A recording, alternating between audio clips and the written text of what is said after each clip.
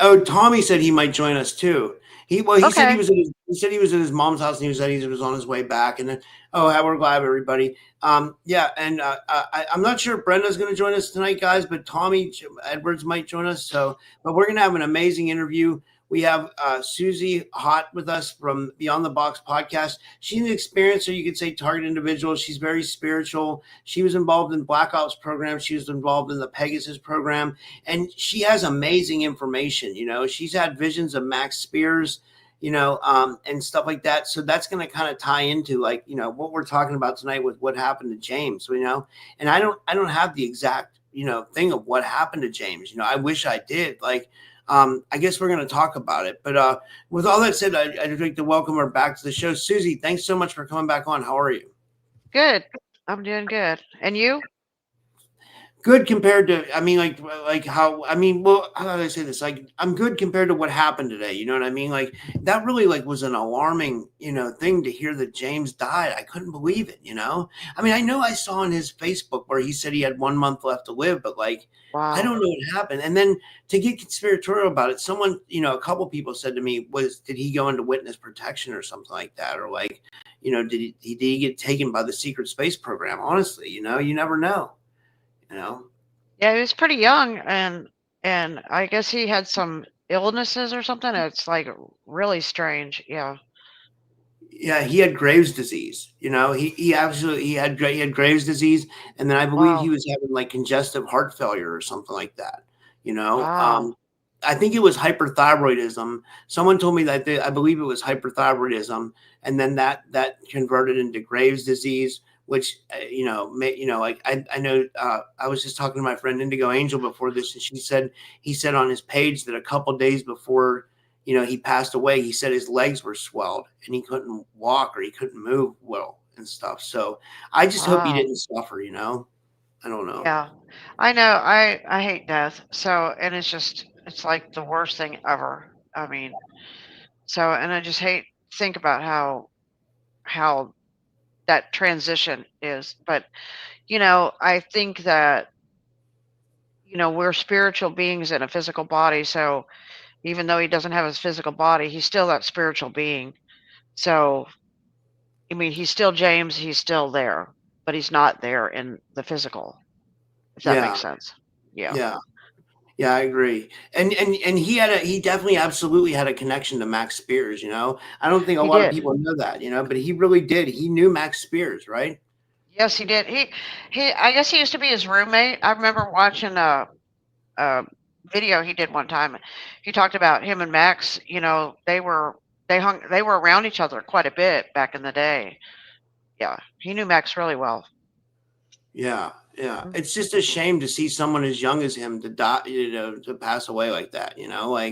What It do you is. think? What do you think he really passed away, or do you think it could be something else, or you know? Well, I mean, there he was speaking out. He was having podcasts. He was talking. He was doing a lot of stuff, and he got very, very sick. He had a lot of problems, and that makes you always wonder, you know, the connection. Like, could it be connected? Could all that have been as a target toward him? Could it have been targeting his health, somebody, something? I don't know. You wonder, you know, what what it was, or I mean, I sure don't want to put a bad light on him because I don't know him like per se, other than watching his stuff. But I did hear a few things that were said because it seems like after somebody passes away, a lot of people wouldn't want to say certain things, but then after that person passes, then they feel like more free to talk about that, right? And you know, he may have made some bad choices, and it may have affected him in a negative way. I don't know. I mean, I personally can't say because I would just be guessing. You know what I Yeah, mean? yeah. And and I it's just you know, sorry. Go ahead. Yeah, yeah, yeah, yeah. but it's tragic anyway. I mean, it's the for me, it seems really tragic because he's so young. And I'm like, it's just like, wow, like, Yeah, I got a message. I just wanted to go back and to show the people the evidence that I do have that shows he was really sick. Like, like on November 19th at 7:04 p.m. I have a message where I'm reading it now. It says, and I can show you guys here. I mean, like, this is James Rink, and there's nothing bad here that's said, but he said to me, I'm very sick, sadly. He said, I can only talk for 5 minutes at a time and I need oxygen machine. So he needed Wow. oxygen. That's insane. You know what I Yeah. mean? And then he said, and I had asked him about a podcast because I heard he did a podcast and I thought he was on the mend. You know what I mean? Like I had no clue how bad he was. But he said, thanks for the invite. He said, I think June will be much better. So he, at that point on November 19th, even though he was on oxygen, it seemed like he felt like he was going to get better. And then also on November 19th, he texted me. I said, is there any way I can help? I said, is there any way I can like try to help you? And he said, I want to get this P90 thing. He said in the show, he said, the lady who sells them, it says they're about $1,400. It's a PEMF healing. He was trying to get a PEMF healing machine. For some reason, Oh, I think he felt like that was going to help him. And that was the last contact I had with him. That was the absolute last thing he said. But to hear that he was on oxygen was like, that's kind of alarming. yeah. I mean, how old was James? Do you know about I can check, or I'll check his profile, but I want to say he was about the same. I want to say that he was about like the same age as me, maybe a little bit older. I always looked at James like he was like an older brother to me. Like, not I mean like because like we did a lot of. It doesn't say his birthday here, but it says his birthday was March 8th, but it doesn't have how old he was. oh, okay. Angel's Rife says in the chat says I believe 45. Melissa Downward says he was 46. So we were about the same age because I'm 45, about to be 46. And I just want to say it seems like a lot of James's fans and friends showed up tonight to hear I just like I thought the world of James, like even like when him and you guys know I get along with Brian Singh, and even when him and Brian were arguing, I still had both of them on my show. I always respected James for what he did for the community. I always looked up to him for what he did for like the super soldier and SSP community. And I just kind of want to honor his name for that. You know what I mean? Like, and it's really sad to see him go. It's and this is the second person this year. It was Renetta Jones first, who I was really close with. Renetta came on my show like 16 times. And it's sad to see her go. And that was sudden. And now James was sudden. And it makes me think that people are being targeted. And I think that's kind of like the elephant in the room. And Olivia James talks about this. She talks about Project Oblivion, that they're trying Yeah. to take podcasters out. And I'll be honest, I'm a little bit scared because I'm like, what is going on here? Are people really being targeted? Because it seems like that. I mean, what do you think, I Suzy? know they are. We know that, I mean, it's no different than this age-old thing that, good versus evil. So there's always that targeting, that war that you're battling, that you're trying to survive. So yeah, I mean, yes, and it happens whether it's spiritual or with it's physical or it has to do with the government or anything. It's always, you know, good versus evil. Look at the like when they had the Michael Aquino group, right? And look at Yeah, all the people that got targeted and affected and tortured, and and it's definitely, and the Charlie Kirk thing. yeah, He's speaking out against certain countries, and they don't like that. And now Candace Owens, I guess, has got a death threat on her, and General Flynn is, now they're having to move her into protection, because she's speaking out. So they don't want free people, and they don't want free speech. They don't want um, people speaking about certain things and exposing certain things. You know what I'm saying? They want compliant people. They're going to take a chip and just do what they're told and do this and do that, and don't talk and don't try to disrupt their little boat. You know what I mean? yeah. What do you think of this comment? Like, what I wanted to get your opinion on Candace real quick, and we'll come back to James. But like, someone says, someone comes on and says Candace owns the CIA, according to Bishop Larry Gators. psyop. But like I don't know. I feel like she's trying to bring forward like information. Like I kind of went so hard at someone on Twitter the other day because I was like, we need full disclosure and stuff like that. But I think she's trying to bring as kind of fringe as she can for what the avenue that she's in. You know. And I mean, look, her life is being threatened right now, I guess, so I mean, apparently she's making enemies with somebody for Yeah. speaking out, so I mean, I can't say I know her personally, so I can't really say, I could guess all day long, like all of us could, and but you know, uh, she is bringing a lot of facts to the table, and she is not holding back, Yeah. so Yeah, this is a comment from Melissa Downard, and thanks for commenting, Melissa. She says, unfortunately, James lived undiagnosed thyroid disease for many years, and it affected his heart and liver and organs. And what's interesting about that is I know someone. I don't want to say who it is because I don't know if they're comfortable with me saying this, but like someone I know that knows health really well said that they saw this on him 2 years ago that he had a thyroid issue. And and like I don't know if they're comfortable talking about that yet, but like my friend, he's my friend, and he called it. He called it like as plain as day, and wow. like like it's just yeah, like it's wow, it's yeah, it's gonna be sad to see James, like like I watched Super Soldier Talk like for a long time, I yeah, like I was it was one of the first channels I started watching when I first started waking up to Okay. the fact there was a secret space program. Yeah. Yeah, I used to watch James a lot too, and I remember that's where I first saw Penny Bradley was on some of his stuff, and and she was talking about Mars and stuff like that, and I think too, here's another thing, when a person is sick and their body is hurting, sometimes they end up taking it out on other people. So they can become grumpy, they can become hard to get along with and argumentative because they're in pain and they're hurting. So, it was bound that a lot of this, all his physical problems, probably was affecting his social life as well. I mean, if he's that sick, I mean, he's have to be on an oxygen machine and he's got all his body organs failing. I mean, I'm sure that affects your how you feel, it's negative. Yeah, yeah. Yeah, and yeah, you guys can put your comments in the chat, and and let me see here.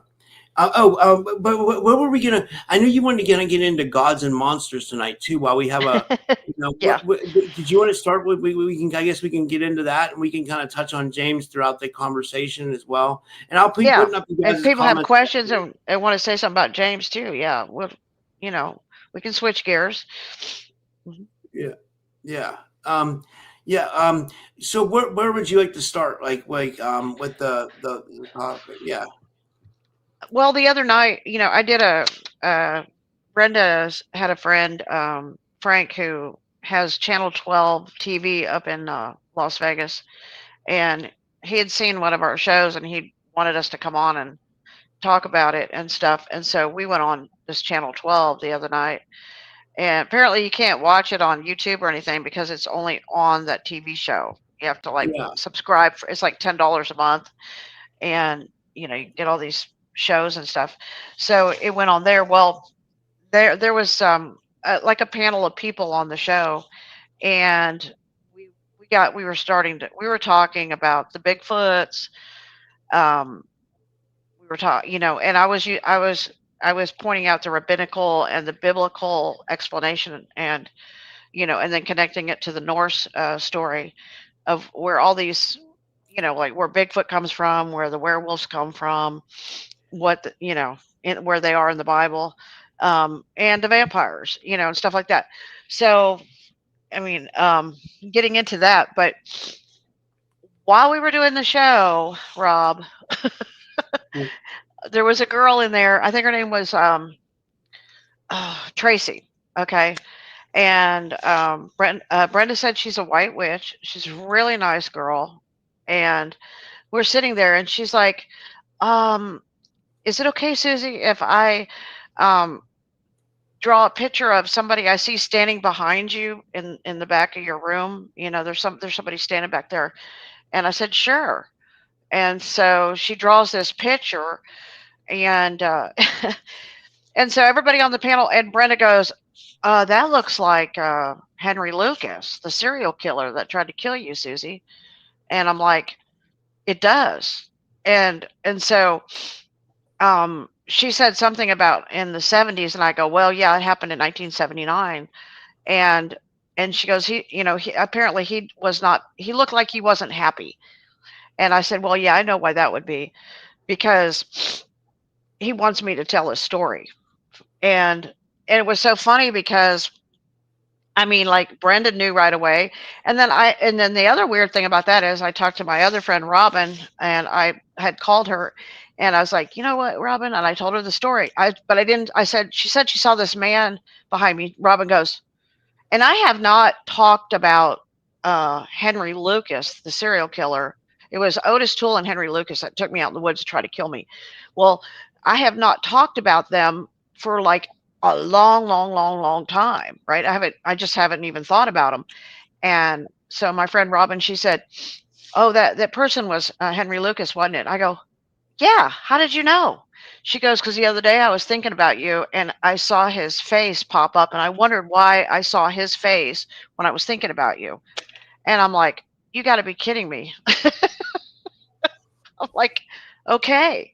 So I'm like, "Well, that's confirmation, you know." And so the story goes that basically this is his book. Okay, if you can see this, Yeah. it's The called Henry Lee Lucas story. Hand Yeah. of Death. So it's his own, the Henry Lee Lucas story by Max Call. This the story goes that um, in 1979 they picked me and my girlfriend up and took us out to the wood. Well, we were going to get a ride, but they ended up taking us out to the woods. And uh, the big guy was like 6'7", Tool was, and his family were Satanists that used to pull dead bodies out of the grave and do stuff, and they were Satanists in Jacksonville, Florida. Whereas Lucas's family was from West Virginia, and actually Tommy Edwards is related to Lucas too. It's pretty Yeah. weird, right? And guys, by the way, guys, for everybody that's tuned in, I think Tommy's going to join us tonight. He said he's going to try to. So, yeah, as the night goes on, hopefully Tommy will join in.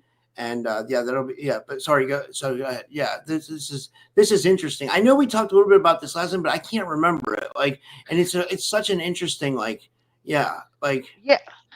So so um so what happens is that they the guy gets me out of the car, and he tells me, hold on a minute, and he goes back to the car to say something to Lucas and inside the car. And meanwhile, I'm thinking that they're gonna kill me out here in the woods, and I'm gonna pick up this rock and I'm gonna hit him upside the head and I'll make a run for it. But when that happened, um, I heard "trust me" in a very loud, audible voice, and I knew it was God, but it was like I never heard God talk to me like that, or I never heard God talk before, like audibly. And I'm like, trust you? How can I trust you? I can't even see you. So I'm thinking, how is an invisible person who's just a voice in the woods going to save me from some serial killer? And he turns around, he comes back, and I don't have the rock because I'm sitting here arguing with God about this. And we walk a few steps, and then he says to me, he says, I'm going to rape you, and I'm going to kill you, and I'm going to throw your body in the St. Johns River when I get done. And I'm oh going to my take out, god, yeah, he says, I'm going to take out all my frustrations out on you. Everything that everybody's ever done to me, I'm going to take it out on you.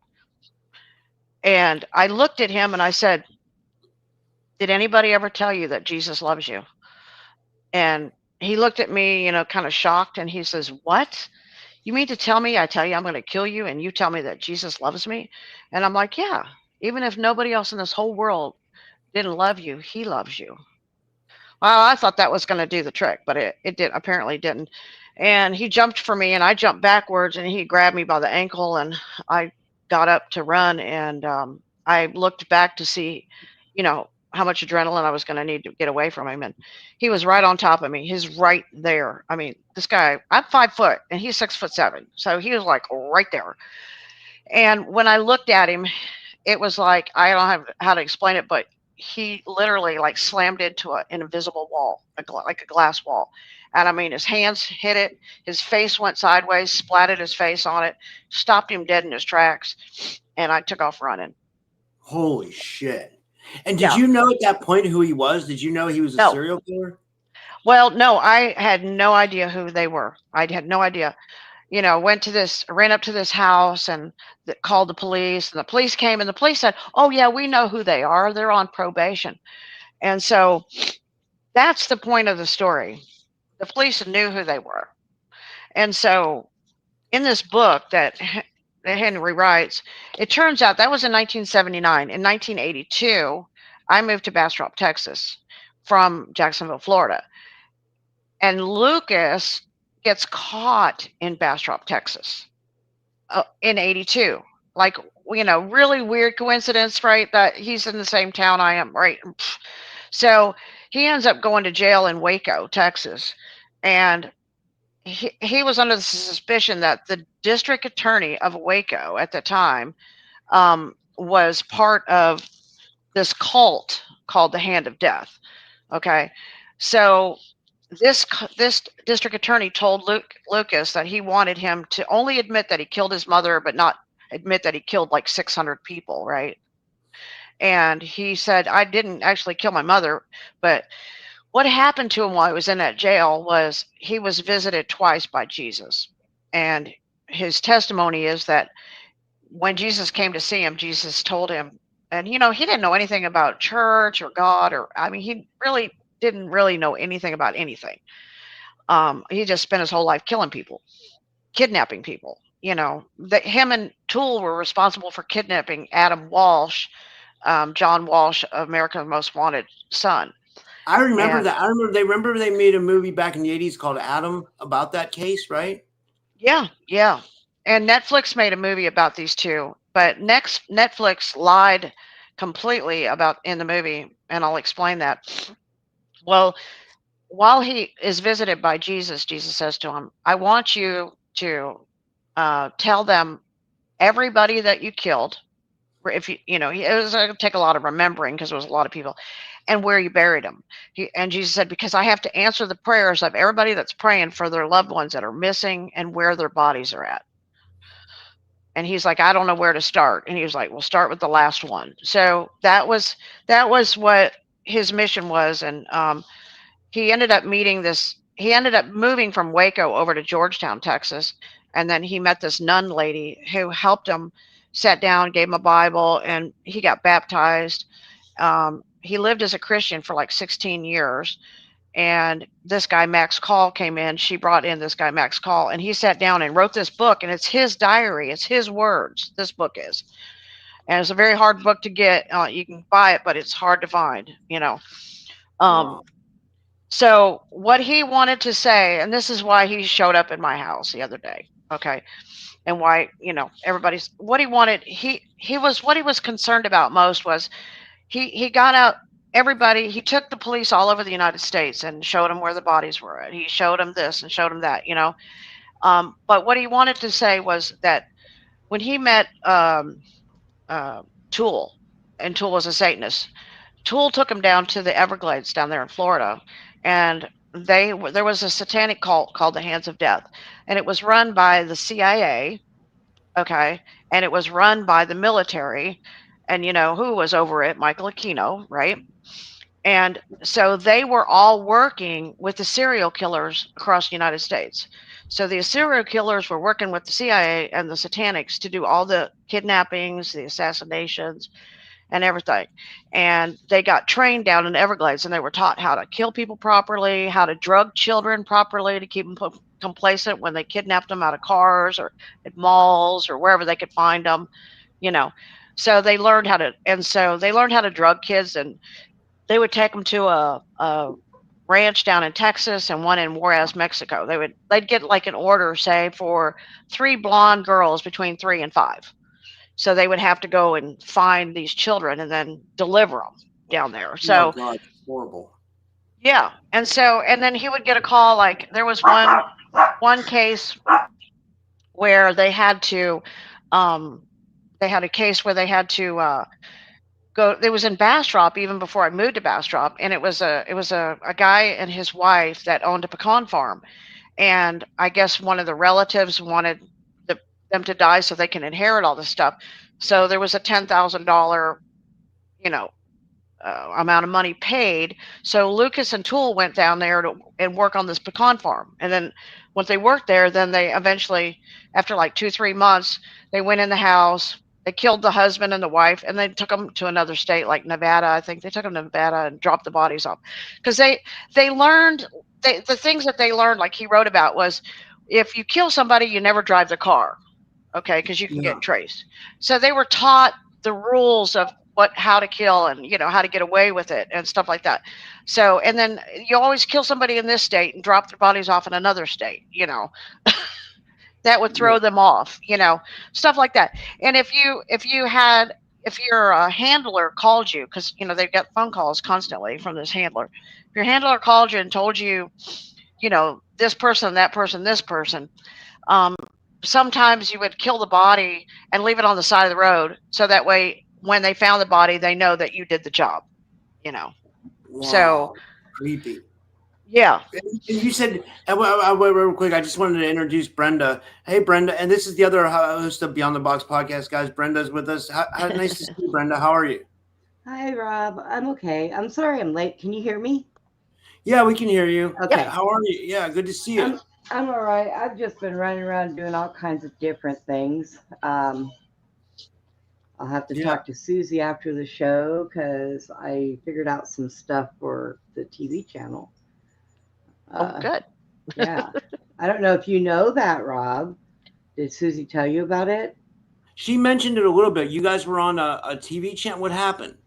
Well, we're moving Beyond the Box to Channel 12 TV network. What is So, Channel 12? It sounds like a news well, network. I'll tell you what it is. They run different shows, like our shows. They also they play movies, old Christmas movies, older Cartoons. movies, the cartoons like Tom and Jerry and the ones that they all cancel cultured. And he's also starting. Do you remember the old MTV Yeah, movie hell or yeah, I remember. music? Yeah. He's starting one of those with the older music when music was actually music. Oh, hell yeah. So yeah, he's doing that, and we're behind a paywall, so we can talk about whatever we want, and nothing zaps us. Nothing. Oh, that's amazing. Yeah, Yeah, that's it's great. like Wow. it's like I was talking to Andy, the one guy that used to come on our show, and he says I'm going to pay for it so I can go in there. It's like $9.99 a month, but you have things you can watch 24/7, music you can listen to. There's different shows on there from Australia. And I know that when I move the show that I'm doing Monday through Friday with Glenn over there, when that show gets moved, we get to keep our Australian listeners. So it's pretty cool. I'm kind of excited about it. That I is think Suzy is. Yeah, that is yeah. really exciting. Congratulations. That's awesome. Like, Yeah. that's really cool. Like, let me ask you this, Brenda. Did you have an opinion on the whole one of the things we're talking about tonight is James Rink. And I know you guys both have memories of Aquino and Max Spears, and we can get into that. Or Suzy has memories of Max Spears. But Yeah. I thought this James things was like, it's going to be the one of the top, like I almost didn't want to do the show tonight because it hurt me so bad. Oh, But then I Yeah, was like, it's James would sad. want me to do it. James would want me to continue and Yeah. he's probably watching us right now, honestly. he is. I mean, I never really I've spoken to him before on Messenger because I was trying to get him freed up to find some time because I was going to ask him to come on the show with Suzy and I. And he at the time was really busy. He was doing something and he wasn't, I don't know if he was traveling somewhere or something. But I never really had much of a problem with him. Um, I think I talked to him once about something he didn't want to talk about that subject, and he got snippy with me, but that was about it. I understood it was a subject he didn't want to talk about. So, people get like that. But I never really had a problem with him or any kind of a bad run-in. So I think he was way too young. And I had read what Brian Singh had put on and what it was, a lot of his problems were. And he said that he had that Graves' disease where it attacked his thyroid. Well, I had that too. But the doctors gave me medicine to fix that. And then it went to his heart. So I don't know where he was living, but medical should have taken care of him beforehand. That was something that actually could have been fixed and taken care of. Wow. So Yeah. yeah, Yeah, it That's just what seemed my like he son. was so young. It just, he it just was. seems so weird. He Yeah. was way too young for that. Yes, Yeah. way too young. It, So it, I it, haven't it- oh, sorry. I Go ahead. I haven't personally talked to Brian yet. I was going to message him later on this evening um, to ask him about it and find out why they couldn't do anything to help him. That was ridiculous. I think he wanted. I think he refused Western medicine. I think he was only trying to do like alternative therapies. I think that's what one Oh, of his friends said in the chat tonight. Like he didn't want to. He didn't want to embrace like Western medicine. I mean, this is what I heard. I'm Well, not sure. You know. and you know, and that's good. That's fine. I like natural stuff too, but your thyroid is the second computer in your body.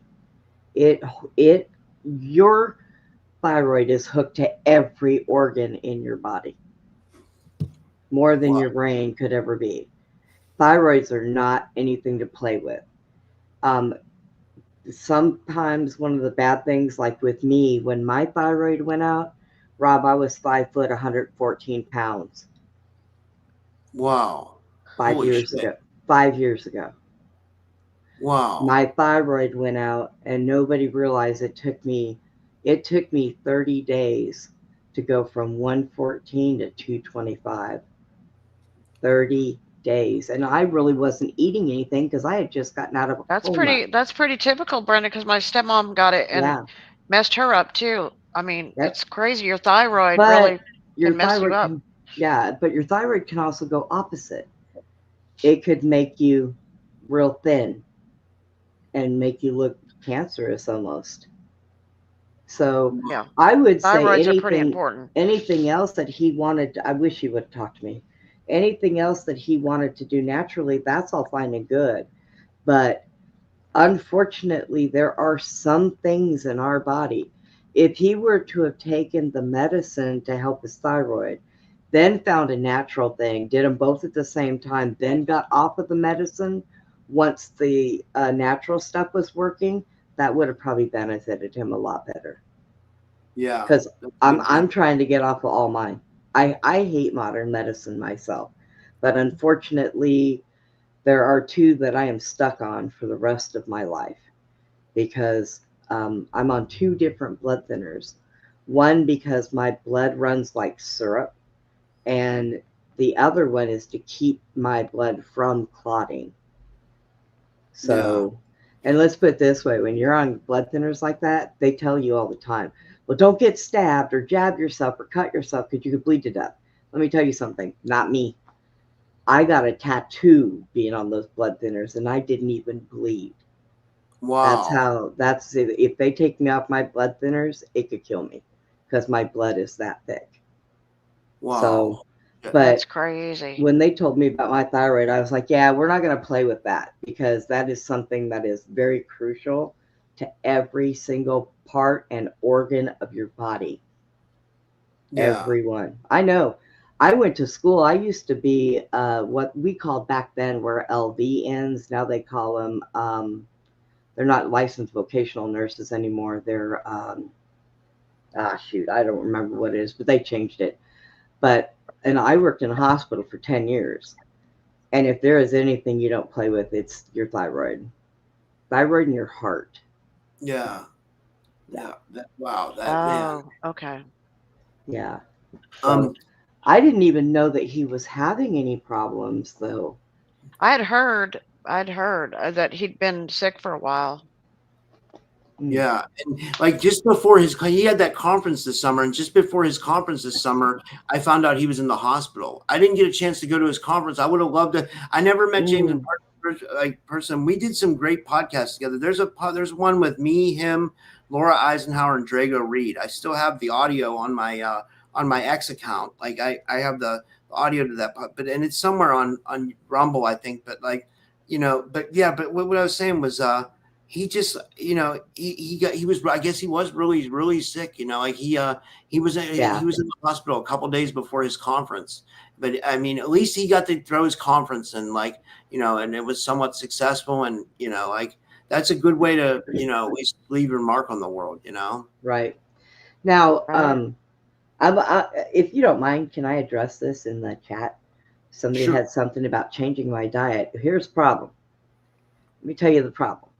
Now I'm getting ready to go have my stomach done because, yes, you're right. Medication is really bad. But right now, I'm also diabetic and I'm on insulin. And I am on the highest concentration of insulin they make in the world. And I am on enough insulin to drop 5 horses. I take 100 units 3 times a day. Whoa. And that's a lot. So Well, if wait they a minute, do this Brenda. surgery, what? Wait a minute, Brenda. Not to mention, I just have to mention it. Not to mention that about a year ago you got bit by a copperhead, went through your foot, and they had to haul you and the snake to the hospital and cut this live snake off your foot in the hospital. What? And yes, that's insane. And then after that, she came to my house, and there was a certain person that poisoned her and put her in the hospital and almost killed her. Yep. And I fight through everything. But I don't hardly, don't eat big meals, don't hardly eat, but the problem with it is she's been attacked left and right. Right. When you have that stomach surgery, you're allowed to eat 14 ounces of food 3 times a day, but you don't get hungry. Now, the other problem that I have is I have one leg, I'm in a wheelchair, I can't exercise, I can't get out and walk around and do all that stuff. I can do chair exercises, but trust me, it's not as easy as you think. And losing thyroid weight is harder than baby weight, okay? So my best option right now, and trust me, I've gone through everything. My doctor is very young, and he believes in homeopathic remedies. So him and I go through this all the time. So him and I talked about the weight loss surgery. He agrees.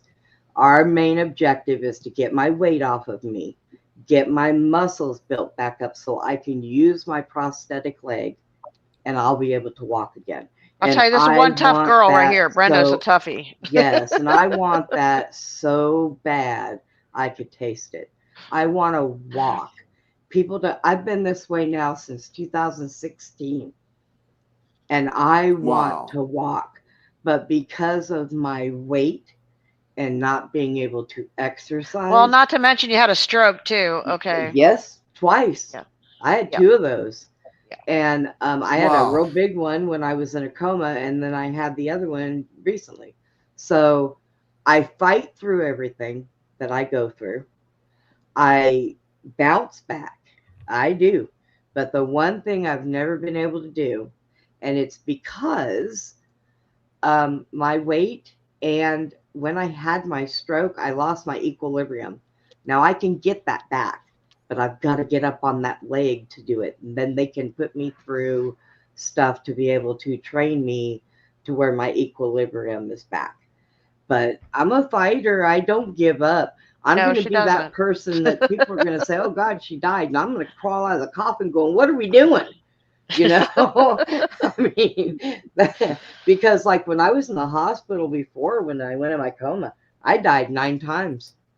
I got out of the hospital with burn marks after I was in a coma for 30 days. I got out of the hospital with burn marks on me from the paddles. I died 9 times in 24 hours, and they did not give up on me. Every time my heart stopped, they just kept going and kept going. They did manual, they broke my sternum, everything. But I told the doctor, why'd you guys work so hard? And they said, because you kept getting little blips, which told me you weren't giving up. And I said, well, thank you. You know, pretty sure I couldn't have kick-started myself. But yeah, it's amazing. Wow. And the It things I've sounds like seen. you've been through hell, Brenda. Real, you know, but it sounds like you're a fighter, you know? Oh, I am. I am. Yeah. I used to say, before I really got into um, our Father and Jesus Christ, I used to say, I can't go anywhere yet because the devil's not ready to give up his seat. And I used to say that. He keeps kicking me back because he won't give up his seat. But now it's like, when I died, a couple of times I heard voices. And the one voice that always stuck out to me was a very calm and deep voice. And it was the last time that they had to restart my heart. And it said to Wow. me, you are not done yet. It is not your time. You need to go back. And I was like, oh, all right. And I woke up in the hospital and looked around, and the nurse says, oh my God, you're awake. I said, how long have I been asleep? She's like, a month. I'm like, oh. And I thought Holy to myself, shit. that was some nice rest. Yeah. Those comas aren't fun. Can I ask you a question? Do you remember anything from being in a coma? Like, Yes, I remember quite a few things. can you Um, tell us? I'm really interested. Like, the first thing that I remember, and I think I figured out what it was I was at my daughter's house in a garage, and it was like Halloween. Now, mind you, when I went into this coma, it was October, November time. So it was Halloween. There were these men that were in the garage with everybody, and they were all talking, and I could hear my daughter and son-in-law talking. And in the state I was in, somebody got up and threw me to the floor and wrapped their hands around my throat, and I couldn't breathe. Then I remember cracking open my eyes and blurrily seeing the doctor standing there. And I heard him say, don't worry, Miss Brenda, we've got everything under control. I think that was when they were putting the tube in my throat, Wow. when I was being put in the coma. So I do remember that. I remember my daughter I scared the shit out of my daughter because I was real restless apparently when I was in the coma. My daughter came in the room and looked at the nurse and said, why is her foot covered? And she goes, what? She goes, you got to uncover my foot and put it in her foot and put it in her chart. My mother is like my grandmother. They don't like their feet covered when they're sleeping. So she said, okay. So they did that. I guess I woke up and opened my eyes, but I don't remember doing that. And then I know while I was under, I remember seeing people that I didn't know, like spirits, which I see anyways when I'm awake. But they were talking and they were in a place where there was animals, and it was pretty. And I remember hearing somebody say, this is the halfway between. And that was the last thing I remember from that, until I heard the voice that told me I needed to go back. I guess I couldn't, I had to stop letting my heart stop because they were tired of keeping me back. And he said that I wasn't done yet. You're not done yet. You need to go back. Oh, we got more work for you, girl. Yeah. It's like, how much more battering do you think I can take? wow. So yeah. Wow. Holy shit. Well, thank God you're still, alive and kicking, and you're fighting Yeah. it, and you're like, you're on Yeah. it sounds like you're on the mend, like you're getting better, People always say when they're have near death experiences, they always see a light and go into light. I never really seen that, but I did see that place, and I seen the mountains and the grass and trees, and it was daytime, obviously, but I didn't see that. Or I've heard people say that they see nothing but despair and evilness, and like they're in hell. But fortunately, I didn't get to see that. So You know, I'm kind of glad I didn't get to see hell. Not that it would have Well, I made think me there's a feel any lot of better, I but think there's a still. lot of realms, and so when you leave, you go to those different. You can go to different realms depending. So they're going to see different things, you know. Yeah, my doctor told me that. My doctor believes that when you die, you could go to different realms if you're not ready to actually be dead, but your heart stops and everything. That you can go in and out of different places and see Hmm. different things. He really believes that. He actually studies that. So I said, I love my doctor. I don't care, Susie. If I move 5 or 6 hours away, I'm still coming to see my doctor. Right? I will make that drive. Because yeah, I Yeah. won't. I waited 2 years to get in to see this man. I heard of him word of mouth. I had to wait 2 years before he would accept my insurance. And the minute I found out he was taking new patients, I scheduled that day for And me see, to I go think and that's see him. important is that, you know, somebody if you're having a lot of medical issues, you really have to have a good doctor that's going to take care Right. of you. I mean, you can't it's important. Yeah, it Yeah. is. Because the one I had before You him, he see was who's an here? ass. Hi, Tommy. Hey, Tommy. Hey, How we doing, folks? Oh, we're good. We were Good. just sitting here shooting the crap. He's Like we Can messing. you always believe do. the news, Tommy? What's that? Can you believe the news about James? It's hard to believe. I know, right? How old was he? Well, he was my same age as me, 45 or 46. They Yeah. said. Oh wow. wow. What they said? What the cause of death was? They said Um, it was Graves' disease, and the like mixed with like thyroid, which turned to Graves' disease, which I guess what ended up being congestive heart failure in the end, because his legs were swollen. But like, you know, like after seeing Renetta pass away and seeing him pass away, it seems like targeting to me too, you know, and that's why I yeah. wanted to get your. Yeah. Well, you know, the microwave attacks can definitely they definitely. I mean, look at Doctor oh the Operation Soul Catcher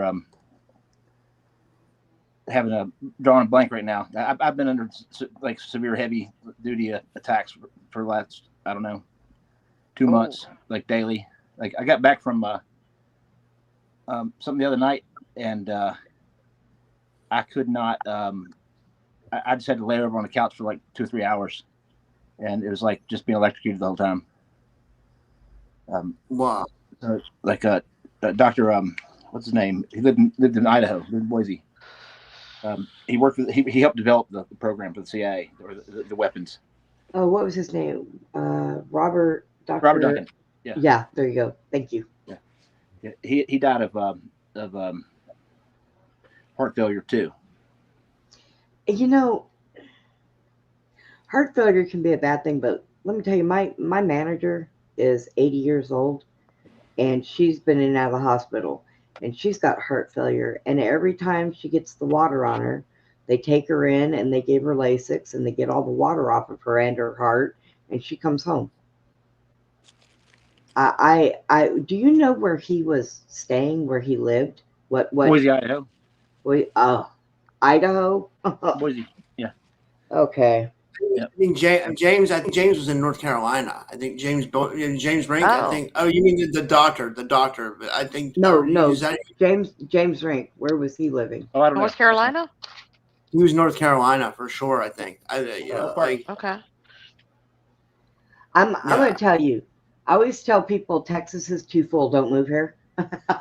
But if you're older and you're having a lot of problems, a lot of medical problems, this place and the hospital I go to, which is seventh in the nation, is the best place to be. yeah. They're so good. Yeah, Dallas has good hospitals too. They have some really good The ones. Scott and White system is what Yeah. I'm in. I go to Scott and White, and that is the only place I'll go. I used So to. yeah. I went when I had my brain injury. I was in San Diego and wound up at Scripps Memorial, which is like one of the top hospitals in the country. And they the guy in the wait or in the emergency room, he stapled shut a closed head injury and pumped me full of morphine.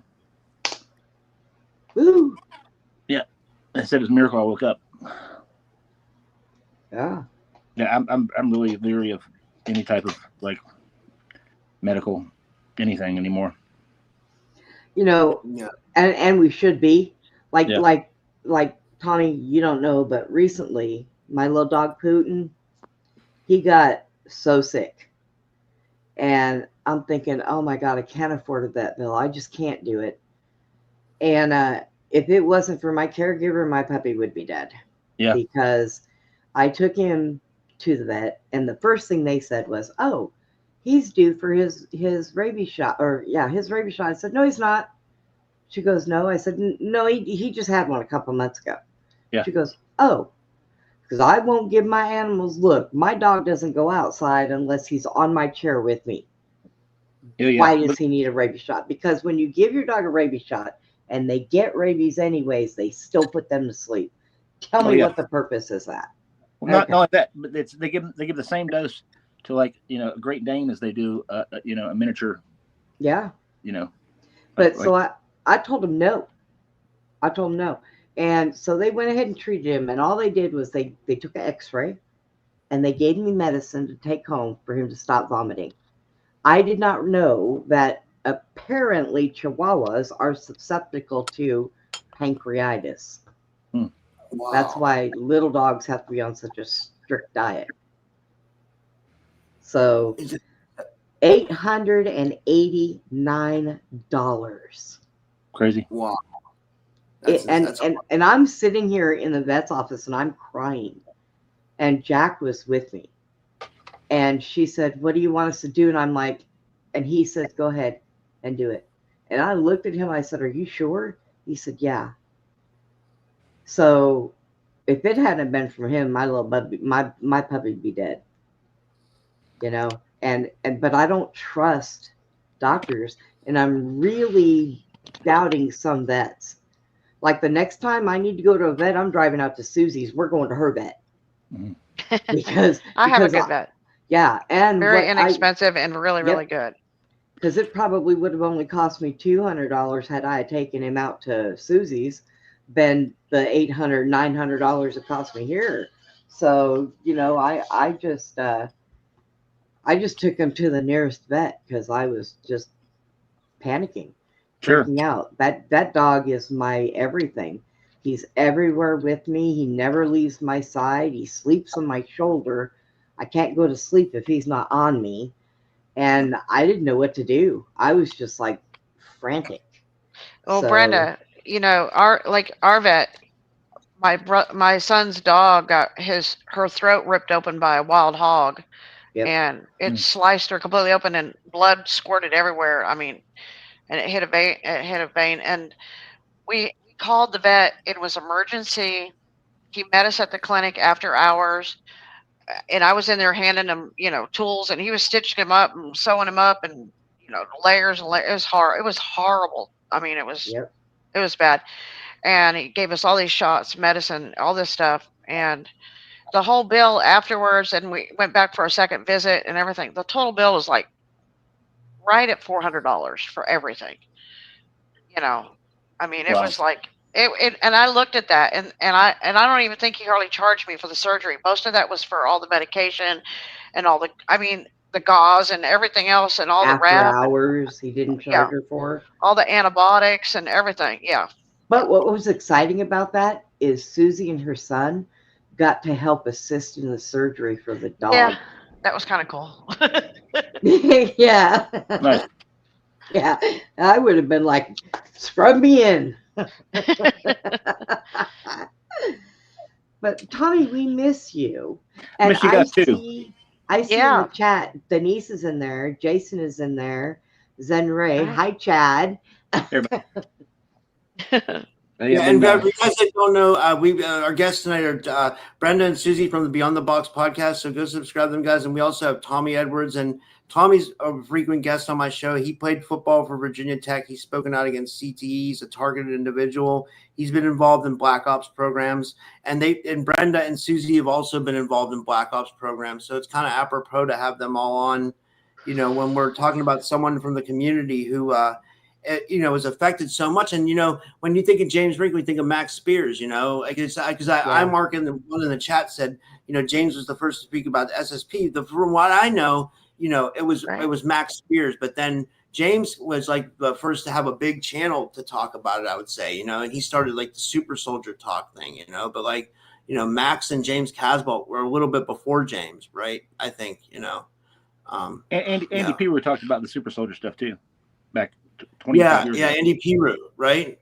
Yeah, I got to get into his stuff more, Yeah, he had moved to Texas to be with I guess his college girlfriend who had been his handler in college, and she wound up dead, and he wound up in prison for murder. Oh Lord. Yeah. Dang. Wow. That's. I randomly like I guess 2020. I hadn't thought about it in years, and for some reason I Googled it, and that's what kept popping up, and it had just happened. Wow. Holy shit. Yeah. Man. What I was going to say was, Suzy, do you remember you were telling me something? You had memories of Max Spears or something. Did you want to talk about that a little bit? And like that would be interesting. Like, and how it ties into Michael Aquino. And you guys all have a tie to Michael Aquino as well, right?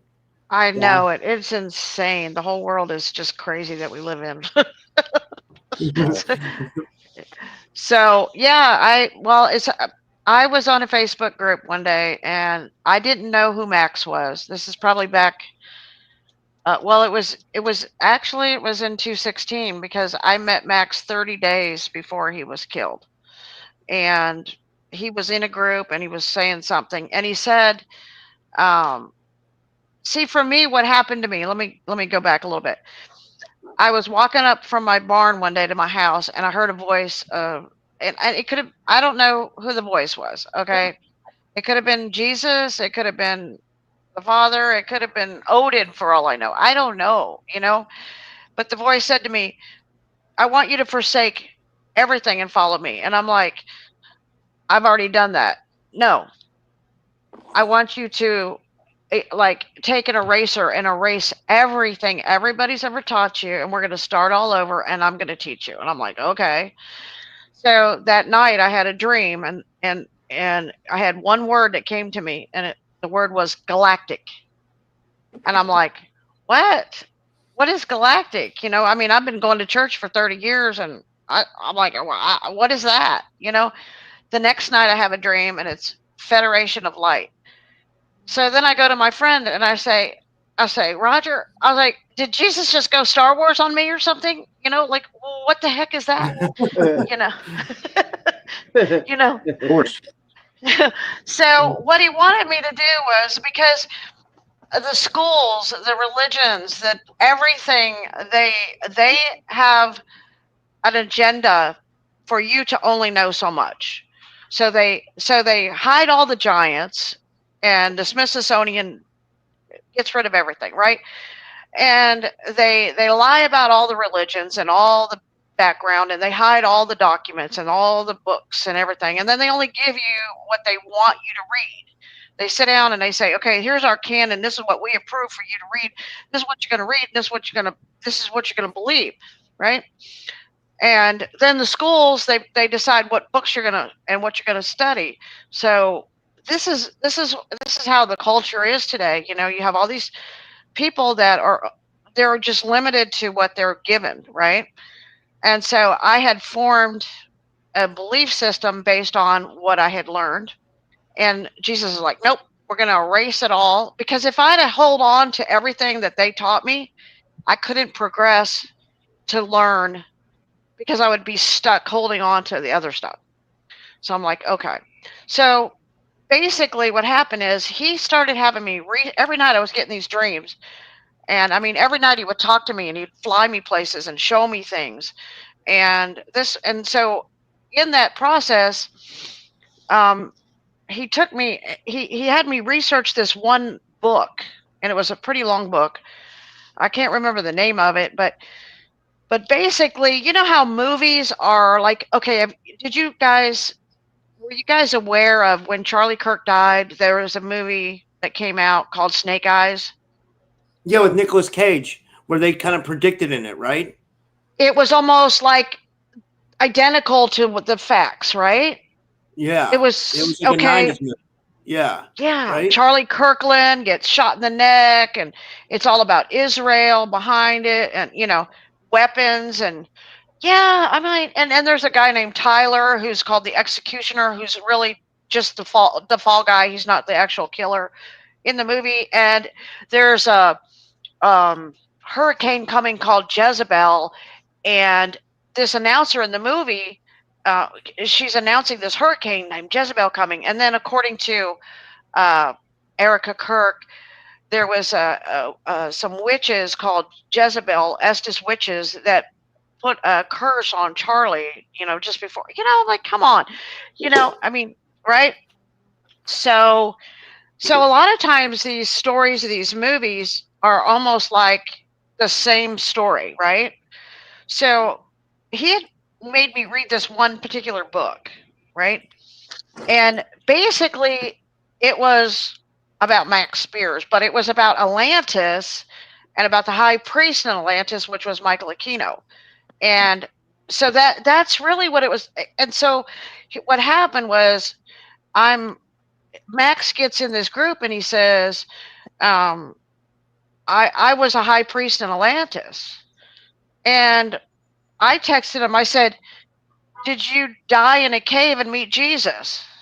And Max said, how do you know that? And he said, private message me. And I'm like, so I did.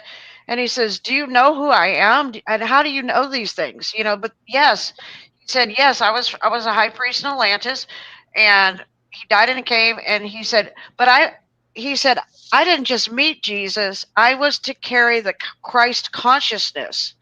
Okay. He said, but they're trying to make me the bad guy, and I'm not the bad guy. Okay. But that's what they're trying to do. And he says, I don't think you have an idea who I am. And then he said something about pi something, that pi number, whatever. He said, I'm a time traveler. And I said, well, whatever you do, Max, you cannot go into that cave. He says, you don't understand. I have to go in that cave. I'm a time traveler. I said, no, don't go in that cave. And you can't trust certain women in your life. See, because I knew what the story was. And so I was telling him kind of like, this is what the story was. This is you. Don't do this because this is what's going to happen. And so that's how. And so I said, do whatever you do. Don't go in that cave because the high priest is going to kill you. And he said, who's that? I said, I don't know who he is in this lifetime. Okay. Which was Michael Aquino.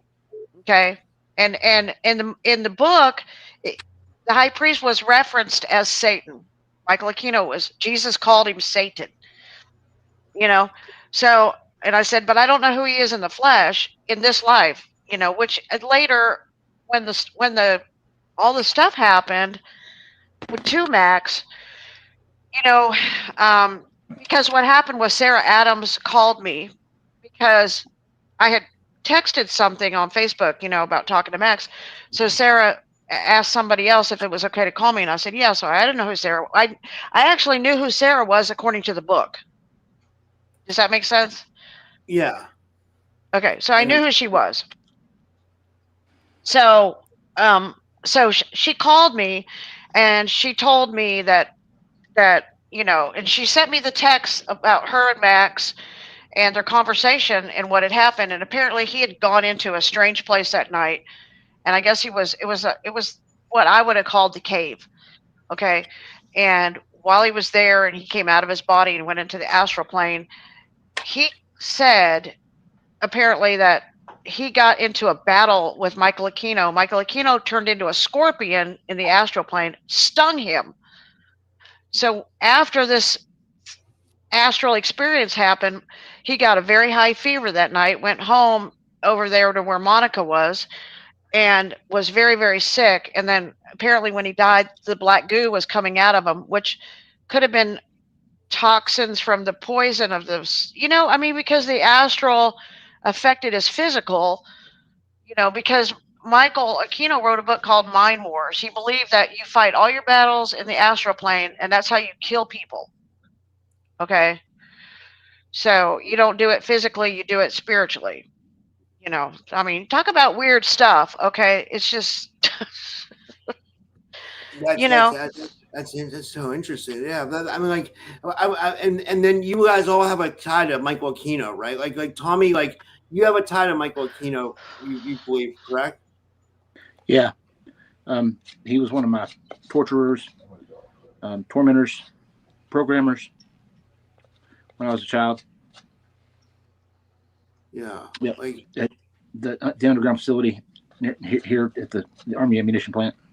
Because Virginia is a pretty controlled area by a lot of these people. Yeah, I mean, there's a lot of history in Virginia. And this was a this area, the Newer Valley, was used kind of as a test area during MK Ultra and beyond. You know, it's close enough to DC and Langley and everything, Right. but also isolated in kind of its own thing. And then it had the Army ammunition plant, and there was a private psych hospital here, and Virginia Tech, which was was a military school initially, and still has deep ties with the military and CIA. Isn't what is it, Fort Bragg, or which one is the? Bragg's in North Carolina. That's not far from here either. But Okay, which? well, the farms here in Virginia, and then I mean, like most of the, I guess the Navy, the headquarters of the Navy, or the largest condensation of Navy in the United States is in Norfolk, Virginia Beach area, and then there's all kinds of facilities in Virginia, just it being so close to all, to DC and everything, and it's lots of history here, lots of Masonic history. Yeah, which is a big part of it too. Yeah, like yeah. Go ahead. Just sorry. Go ahead. It's all right.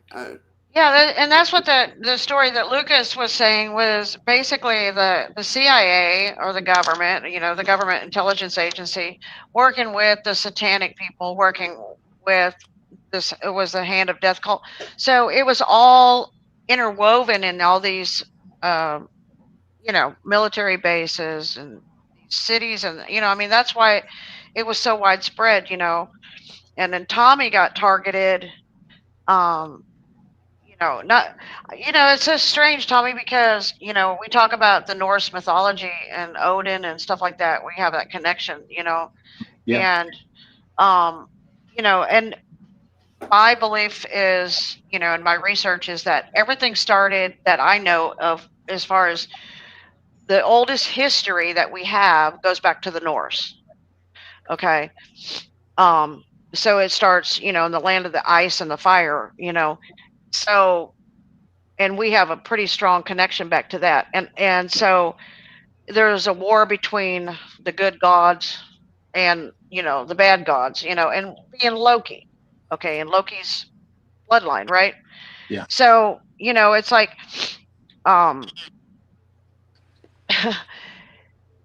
so, you look at people like, and, I kind of wonder, I don't know what you think about this, Tommy, but do you think that Michael Aquino was an actual vampire? Oh, I don't know. I think he wanted to be Count Chocula. Do you think that he had turned yet, or do you think that I mean? I think he's definitely a he's full of himself, and he had a lot of pride, and a lot. He was a sociopath, and he would have been. I mean, as the founder of the Temple of Set, he was definitely a representative of darkness on Earth, and an expression, a continuation of Anton LaVey's work. As far as vampire, I'm not sure, but I think that, I mean, yeah, definitely in the energy sense, but I don't know about full on, blood drinker, but I wouldn't put that past him. He's pretty deranged, power hungry person. He's a sexual sadist and enjoyed hurting people. That's sick. Like, was he tied to Montauk as well, Tommy? Do you think? Like, do you think he was? They used him. Yeah, he was like he was like he was anytime they needed psychological leverage, or like somebody that specialized in dark psychology, and to tap into people's sense of mythos and superstition. A lot of the reason that he did his eyebrows like that, and and dressed the way he did, and cut his hair the way he did, was as an image to project in all these Fear. different stereotypes, yeah, that evoke fear. And like anytime that they needed leverage, like in any of the Latin countries in Central and South America, even Mexico, they would bring him in because they're very superstitious. The leaders and military leaders and stuff. Tommy, it was said that what the government, because my friend Chet Swift, yeah, was what they made that movie Apocalypse Now from his deal, and it was about him going to take out Michael Aquino in Cambodia. Okay, so I forgot where I was going with that, but yeah, he failed that mission, but they made that movie Apocalypse Now from that. But oh, I know what I was going to say. The government wanted Chet to take him out, right? But he ended up getting stabbed and got gangrene, and he didn't get him, and Michael Aquino got away. And I said, why is it that the government didn't pursue him if they were, because Michael Aquino had gone rogue? And Marlon Brando played the part of Michael Aquino in that movie. Mm-hmm. And I think that show, that Dr. The Marino or whatever it was on the island. The island of Dr. Moreau. Yeah, I think that had something to do with Michael Aquino as well. Like the mixing of animals working in labs. And I think that was another reference to Michael Aquino, that movie. But what the government found out was that this is what was said. This is what Chet told me. Chet said that Michael Aquino had the ability, or the, I guess you would say, talent to summon these demons, and a lot of demons. And so they looked at him as somebody who was very powerful and that they could utilize within the government to achieve certain things. Sure. I mean, when Hitler was researching the occult, anytime our enemy is investing in certain subjects or certain things, we tend to take interest in those as well. Just like psionic abilities. When the Pentagon got word that the Russians were researching psionic abilities, suddenly there was funding and research that began in that here. Actually, my former mentor and friend,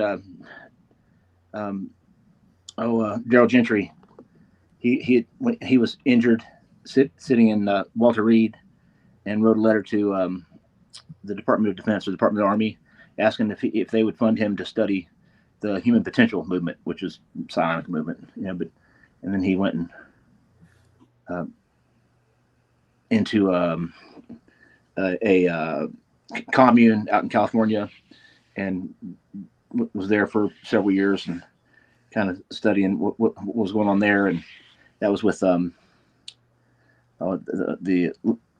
Logos Foundation, Robert Paulson, who was he was one of Yogananda, branch of Yogananda's devotees, helped build the Self-Realization Fellowship in LA and the Hermitage down in Encinitas, California, and he had some early experiences with the moos, the mother moos, the moo ships out in Joshua Tree. Oh, okay. Back in the 50s, right after Yogananda died. That's interesting. I didn't know. So that Joshua Tree, that's a big place for sightings, right? Like it's a. Oh yeah. It's like a lot of the old contactees were finding, seeing people there, or seeing beings there and stuff, right? I think is that right? Yeah. He camped under a rock there for a long time. It's called Big Rock, there in Joshua Tree. It's Big Rock.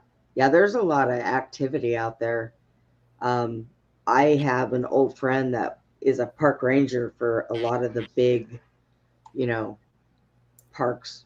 He's been to quite a few of them. He said that that one there is very active, not only on the ground in the woods, but also in the sky. Oh yeah. So yeah. Yeah. It's not far from Edwards Air Force Base too. Right. So you get that, and I mean, it's, as far as like them testing vehicles and stuff, or when things coming out of Area 51, out of Nellis in Nevada, that's not really that far either. So I have a question for everyone, because Monday through Friday I do that news show in the afternoon with my friend Glenn. And there's a part of the news that we've been keeping up on, and actually we laugh about it because NASA's being absolutely freaking ridiculous. What do you guys think? And Rob, I'm really curious to know what you think about that three-eyed atlas. Oh, I don't know. It's I guess I'll go first, like, because like I interview a lot of people, and like I think I've had like 17 different people come on and say what their opinion I on Three bet. Eye Atlas, and like I honestly, like, from everybody from Carrie Cassidy to like like everybody, and like I try not to buy into any. I mean, not that I don't buy it. I mean, I believe Right. everyone, you know what I mean. But like I just don't know what I think. I love hearing what people have to say, but like I'm thinking maybe it could just be something here to raise our consciousness. You know what I mean? Like, I don't think it's just a comet though. I don't. I think it's something more No. than that. I don't. Some people think it's a craft carrying beings and stuff. I don't know if it's that. I'm not sure. But some people can like say they can psychically tune into it though. So it's interesting. I Yeah, don't they know. say they can get some kind of radio waves, and then it'll slow down in speed, it'll speed up, or it'll go off course a little bit and all this stuff, right? Now here's my biggest problem that I have. They say it's made of nickel. We can't even get a clear shot of the damn thing. How in the earth do they know it's made of nickel? They send somebody up there to go scratch it? Well, Yeah, exactly. they sent 5 pennies up, and they sent back a nickel. Right? Yeah, they had to send pennies up because you can't get pennies. They stopped them. You're not going to be allowed to get pennies in the bank anymore. Yeah. They're rounding everything up to 5 cents. They're not just not printing them anymore, but Yeah. they're still in circulation. They'll be for a while. We got the Oh, pennies that yeah. we have in circulation right now will last probably 20 years. Well, everybody's going to probably change their registers to where it'll round it up to like 5 cents or 10 cents. It'll be rounded up anyways without us even knowing it. Yeah. So, but yeah, I was just curious about that three-eyed atlas because I've heard the same thing. I don't know what it is, but we found out when we pulled up the thing that we get from NASA on that show.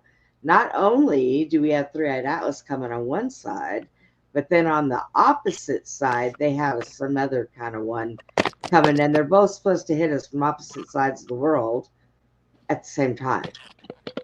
And I'm like, oh, well, that's great. Why doesn't anybody go out there and push them out of the way? Oh, you mean like Yeah. like Cowboys? Was it Space Cowboys or whatever? It could be, Yeah. Chad had a theory that could be giant Yeah, a giant finger, body part. giant body parts floating in air, parts of the body of the giant, the bone. Oh, you guys missed that show. Chad put together a excellent show on why it does say in the Bible that we live on a corpse. Okay, What? and he went and In the book of Thomas, it's not in the research. Bible, but it's actually in the Well, book of yeah. Thomas. It says that once you find out that you're living on a dead corpse, Jesus said, then the world is not worthy of you. And I was like, what do you mean we're living on a dead corpse? And then I'm like, I didn't put it together. And then Chad said something about it. And then I'm like, oh my God, that's right. Odin killed Ymir, the giant, and made Midgard, or Earth, the Middle Earth, of the 9 realms, we're in the middle of it, made Earth from the body of a giant. So we're living on a dead giant, or many giants, because there was a lot of giants killed. That's why you have all these bodies of giants and everything here on the earth. And I'm like, now that makes sense why Jesus said you're living on a dead corpse, and why they claimed that they made Adam and Eve from the body of a dead corpse. And then they according to the Imilish and those documents of the Sumerian text, they took Kinyu's, it's called the 9 tablets of creation. They took the blood from Kinyu and mixed it with the earth and made Adam and Eve but they used body parts from this giant that the earth is made out of, which makes sense, it's like, right? Yeah. I'm like, so I'm like, this stuff just, that's what, like, okay, so now that I'm on the subject, let's go back. Okay. So in the, and All here's right, the thing. In the Norse story, which is the oldest recorded history, right, is the Norse. Now, they want to hide that from everybody as much as possible because they just want you to start with Adam and Eve, right? And just keep it simple. They, give you a few little things, and then you're happy with it. You don't question anything, right? But that and it's counterpoint. The Norse religion is seen like to the Christian faith. It's seen as like pagan. Well, I guess because the Catholic Church came along and said that's what it was or whatever. You know what I mean? Yeah, it's all power. I have a good friend. I was going to tell you. Let me tell you the story. Good friend of mine, Will. I don't remember where he was at, like Montana or something. He pulls up to this gas station, and he said this guy pulls up in a motorcycle, and the motorcycle has a saddle on it, and he's the seat is a saddle, like now. Odin rode an 8-legged horse named Sleipnir, So this motorcycle that he's riding, it looks kind of like ancient, and it's got a saddle. And this guy's standing there, and he has no shirt on. He's real buff, muscled up, and he looks old, but he doesn't look old. And turns out, he tells me it was Odin. He met Odin, okay? And he said when he spoke to Odin, he said, all he did was he talked about Jesus. He just kept talking about Jesus, Jesus, Jesus, and he talked about what was coming, and because the whole story is that the end time battle, whether it's Ragnarok or Revelations, it's the same event. It's kind of like that movie. They make the movie about the things coming, right? So and Odin talked about like a lot of Texas will be underwater and a lot of things will happen, and they talked about all these things, and I'm like, dang, you're so lucky you got to meet Odin, man. I'm like, totally jealous, man, because he's like my great great great grandfather. Because my last name is Allfather, which is Odin the Allfather, right? So I'm like, I want to meet Odin. I want to hang out with him for a while. Come on, But I think these are, yeah, it's really cool. I mean, so in that story, it's so bizarre. There was like an ice age, okay? And we all know we had an ice age, but you never really hear much talk about it, right? There was an ice age. So there was just 2 lands, Muspelheim and I can't think of the other one. There was 2 realms, ice and fire. And when the fire melted the ice, this huge giant thawed out of this ice. And Ymir, this giant named Ymir. And apparently this giant started popping out other giants out of its armpit and everywhere else. And then there was a cow, which is strange, right? There was a cow. And then, and this, you're going to love this story here in a minute, Tommy, because I'm going to tell you something really funny here. But so this cow starts licking the ice, and it licks out a man named Burley. Okay. And then, so this man, so you have a giant, a cow, and a man. And when Burley comes out of the ice, somehow the Prozetta book doesn't really say how his son Bor was born from Burley. Okay. Now, what's weird about that is if you go to the Greek, if people who studied the Greek mythology, right, with Zeus and all that, which I think Zeus was Odin's brother. There was three gods. I think one of them was Zeus, and it was Odin's brother. Okay. I mean, they're going to hide that from you. I haven't read that anywhere, but that's just my thought on it based on what I kind of understand, right? When you talk about the gods. Okay. And even though they're called gods, they're not the most high god. Okay. They're just like human gods, basically. Okay, so um, this guy named Burley somehow produces Bor, and then Bor marries one of the giantesses named Besla, and then they have the three sons, Odin, Vili, and Ve. Odin, Vili, and Ve. Those are the three gods. And then what they do is they end up killing this giant and making the earth from the body of a dead corpse. This giant. It's huge. Okay. And so that's where the story comes from in the book of Thomas, saying you're living on a dead corpse. Okay. So, but, okay, now that I told you that story, the other night I was telling this, I was trying to tell this story on this TV show, right, that we were on, that Channel 12 that we were talking about. Oh, Lord have mercy. Oh my God. So I was trying, what happened is I told God, I said, you know what, God, nobody ever listens to me when I talk about the Norse. Like, they don't understand that, because, see, once you hear the Norse story, you got to go to the MILAB, which is the 9 tablets of creation, which is Anu, Enki, and Enlil, the Sumerian gods of the Bible, right? When you that comes after Odin, okay, and all that story, and the ice and all that, because now in that book on the first page of the MILAB, it says that Anu looks up and sees the heavens, he looks down and sees the earth, and it's not named yet, so that they give it a name. Well, in the Rosetta book, Odin and his brothers made the earth. So that predates the MILAB, which they claim is the oldest written document of creation. So the Norse story is older than the MILAB based on those facts. So when I'm trying to explain this to people, you know, when you're going back in history and you're trying to put everything in order, so I go on this show the other night, and I know, Brenda, is so funny, right? This is, you guys are gonna laugh. I kid you not. I think that, you know, I'm gonna just say this. I told Brenda today, I think that my superpower is I'm the Hulk. Okay. Yeah. And you'll see why in a second. And here's the thing, it's pretty dang funny. Before I went on the show, okay, before I went on that show, I was talking to my friend Will, who has met Odin, right? And that friend, he said to me, he said, you know, Suzy, he goes, I understand about living on a dead corpse in the book of Thomas, but there's this other scripture in the book of Thomas that's just really weird, doesn't make sense to me. And I'm like, what is that? And so let me read it to you. And it'll make sense here in a minute, but right now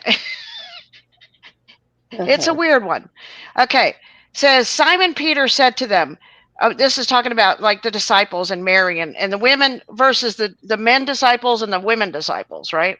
Simon Peter says to them, Mary should leave us, for females are not worthy of life. Jesus said, see, I'm going to attract her to make her male, so that she too can become a living spirit that resembles you males.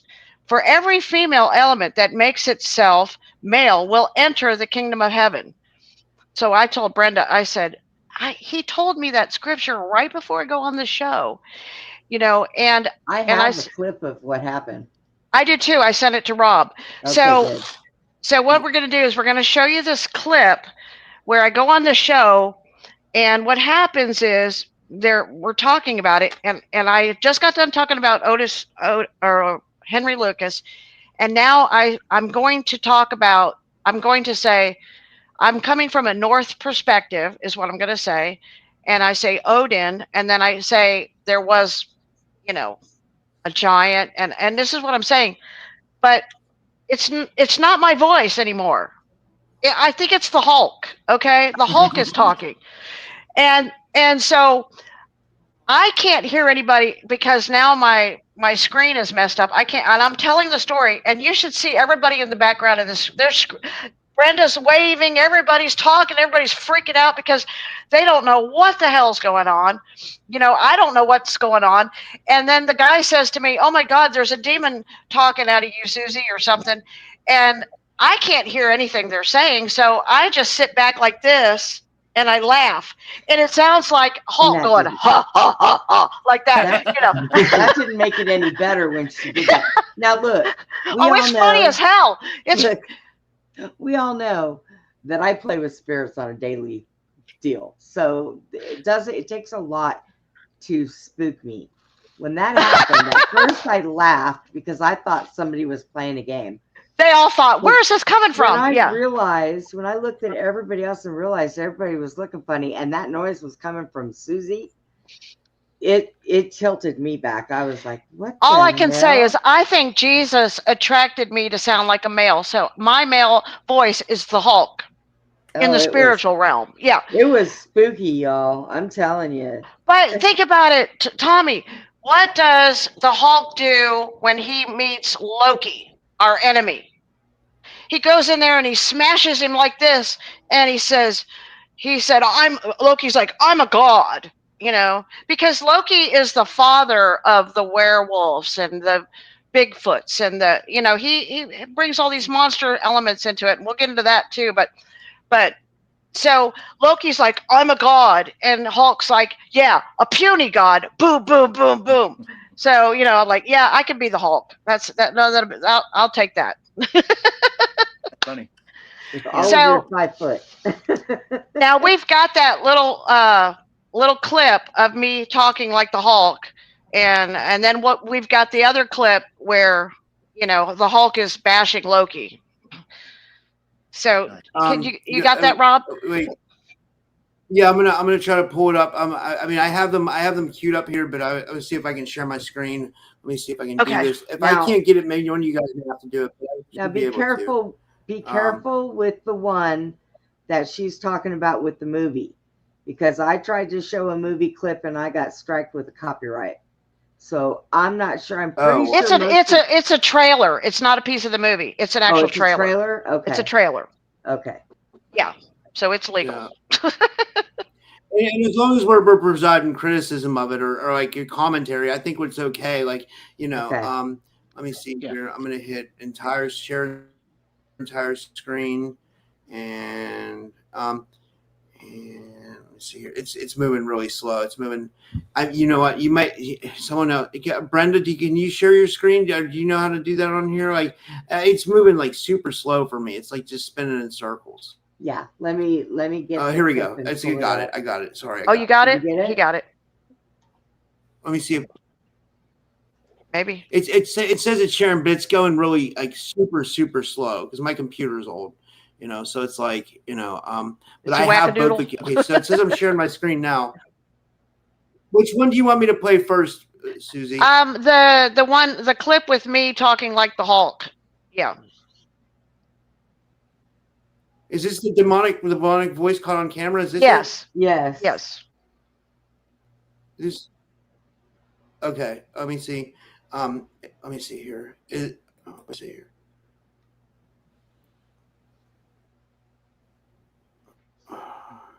Is this the right one? It says Monster Unleashed. Yes. Is it? I don't know if this is it. It's showing. It should be showing, guys. Okay. It's not circling. For some reason. That looks like, yeah. It's got the little logo up in the corner. There it is.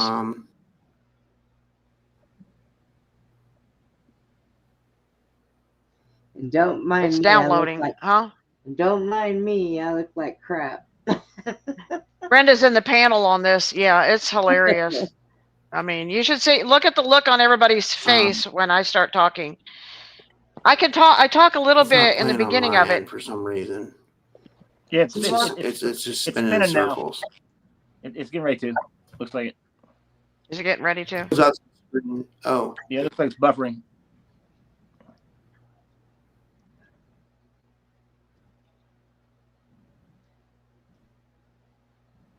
I had a friend who came to visit that I met through. Brenda, you might have to share this if you can, because all right, pull that off of yours. Put us back full screen and exit out of that thing.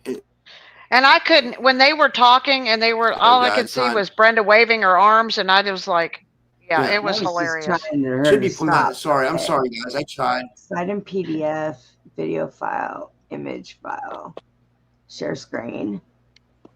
Oh boy. Okay. Don't show these.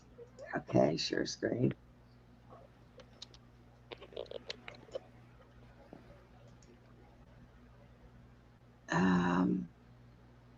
Facebook.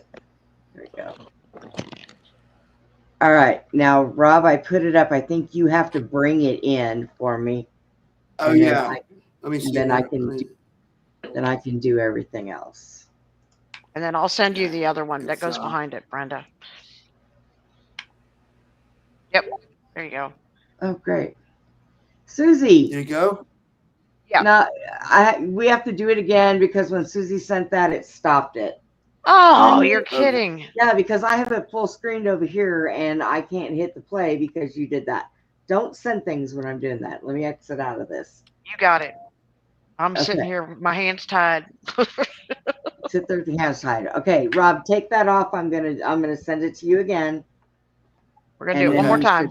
Then we should be able to do it this time. You might have to reshare your screen. All right, I'm not sure. I'm going to.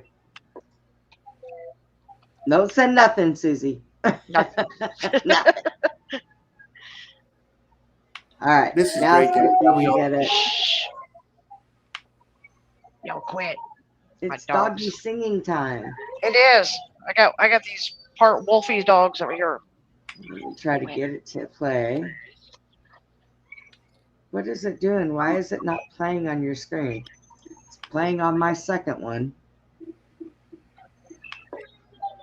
Huh. Interesting. Esau was Bigfoot. Okay? He was Bigfoot. And so in the story, Esau comes back from killing Nimrod and he says, I'm starving, I'm going to die, and I see you're cooking some food. I need some food. He said, well, I'll only give you this food if you sell me your birthright. He goes, what good is my birthright? You can have it. Just give me something to eat. Well, the next thing that happens is that it's time for Isaac to bless Esau. So Rachel wanted Jacob to get the birthright. So what she did was she said they had to kill a goat. It says they had to kill a goat because Esau had hair on him like a goat. And they had to kill this goat and put the hair all over his neck and his arms. And then he smelled bad because, the Bigfoot smell bad. And he said he had to put the garments of Esau on Jacob. So he goes into his blind father to get this blessing. And he walks in and his father says, oh, Esau, or he says, Jacob, or he goes, is this Esau? And he says, yes, father. He goes, no, you sound like Jacob. Come over here and let me feel you. And he feels all the hair of the goat on him because he's Bigfoot, right? And he goes, okay, you feel like Esau.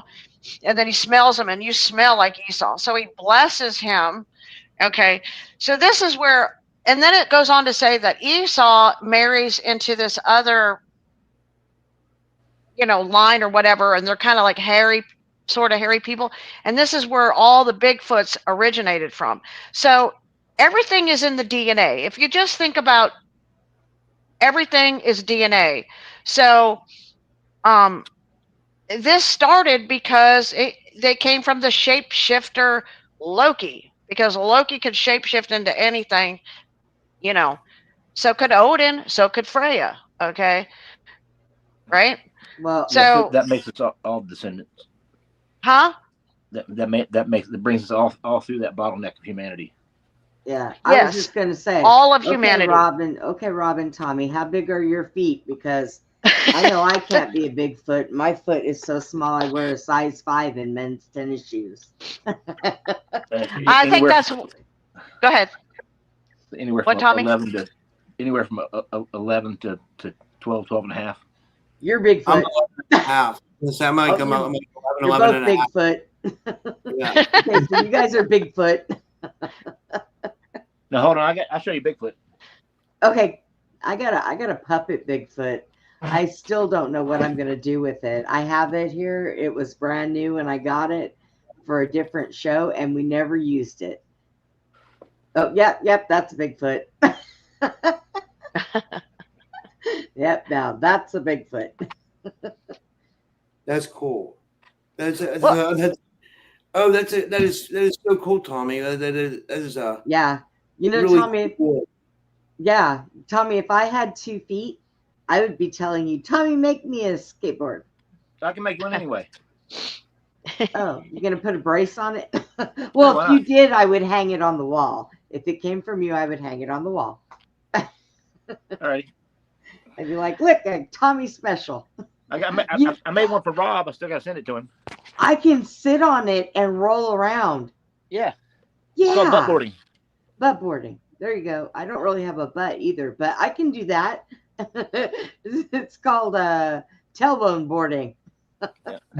Well, you know, they said the god Zeus had horns. Somebody said something about horns, guys. And, you know, if you go back and look at all the deals, you know, Zeus had the ram's horns, and then he was the father of Pan, who had horns, you know. So they were like the goat men. So you have goat men, you have Bigfoot men, you've got Cain is the father. They call him the Dark Father. Okay, he's the vampire man.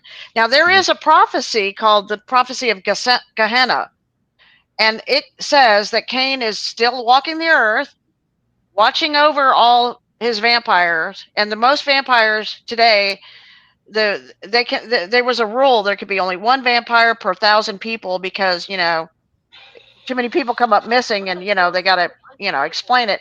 So it's Miami, New Orleans, and New York are the three biggest vampire cities in the United States. Okay. Wow. Yeah. LA is pretty bad. So it says in this prophecy that Cain is still walking the earth. He's watching over. Oh, now it goes that Michael the angel, Uriel, and Raphael, all three came to Cain to offer him to repent, to say he was sorry for killing his brother and everything and make right. And he refused all 3 times. And each time he was cursed. One, that the sun would affect him. It was like these 3 different curses that they were given. And then it said Gabriel came to him, but instead of cursing Cain, gave him the option of that he has a shot at salvation to make it right in the end, but only that he would have a very hard and long trail of life to before, but salvation was still available to him if he did right and turned it around. So now the prophecy goes, and the prophecy of Gehenna says, and there's about 4 or 5 different interpretations to it, so nobody really knows exactly which way it will go, but the basic prophecy says Cain's watching over all his vampiric children, okay, and that one day he's going to wipe them all out. He's going to take them all out. So half the vampires that exist today know this and talk about it quite often. The other half refuse to even bring up his name, won't talk about it, you know. And so that's the prophecy. So their own father is going to take them all out. He will not Yes. get Daddy of the Year. Because they're walking dead. Now, if you go back to Loki's daughter, Helen is known as the living dead. Okay, she's half rotting corpse. She's half death and half beautiful woman, half life. She's life and death in the same body, which is a vampiric being. And she rules over Helheim, so does Hades. And I believe Hades was the brother to Zeus. So I think the 3 gods possibly was Odin, Zeus, and Hades. And then Hades guards Muspelheim, which is the land of ice and fire on the outside realm of Helheim, which is what is ruled by Helen. Okay, and she's another name for her is Lilith, but there's the name Lilith or Lilam fits many of these beings, like vampiric type females. Okay, so they're called the Lilams. Yeah. Jason asked, and I don't know why he asked that, but Jason wanted me to say something about when I got contacted by the FBI because of Penny Bradley. Why do you want to know that, Jason? She got a knock on her door and said, Yeah, "Tell I us do about not Penny Bradley." understand. Yeah, they said, we want to know about the guest you had on your show named Penny Bradley. And I said, well, if you watched the show and you knew she was on there, you know as much as I do, because that was the first time Penny had ever been on the show. I'd never even talked to her or nothing before that. And I said, and considering the fact that you're the FBI, I bet you know more than I do. So I can't help you, gentlemen. Get off my porch. And That's how'd they awesome. respond? Oh, yeah. Sorry, Tommy. Go ahead. How'd they respond to that? They just looked She shut the at door on themselves them. and looked at me, and I shut the door. I think I remember that. Yeah. Well, then Yeah, and then I had the MPs come to my door one night over somebody else, and I don't remember who the guest was that night. But in that aspect, they had no right being here because I don't live on a military base. So military police can't by rights come to my door legally unless they call the local police department and bring them with them. And but you know what is so funny? When they do this, I'm in a wheelchair. So they don't expect some fat older lady to open the door and being in a wheelchair. So they look down at me and then they look at each other like, oh shit, what do we do now? And it's hilarious. And then if I have the door open enough, I have weapons that sit on my computer desk. You can see right at them. And I'm like, what do you want? So don't say anything to me. And that word that they use, and police officers use it too. And they use it, the judges use it in court. When they turn around and tell you, when they say to you, I'm here for da da da da da, and I need your assistance, I need to talk to you. Do you understand? Don't ever say yes. Don't do it. Because when they say, do you understand? And you say yes, that means you are giving them permission to basically do whatever they want. to No, stand I under don't. them. Yeah. Yeah. And I know I don't understand. This is what happened, da da da da da. And if they look at you stupid when you tell them you don't understand, obviously you don't know the law. I'm just telling you, gentlemen, I do not understand because you're not over me. And Brenda would know because she used to be a policeman. And when you go to court and they say that, you just automatically tell them that you are there for, I got to remember how that is. You're there, you have made an appearance from your behalf. There's a way that it goes to where, and it'll stump the judges and the prosecutors if you say it. The judges cannot overrule you on anything.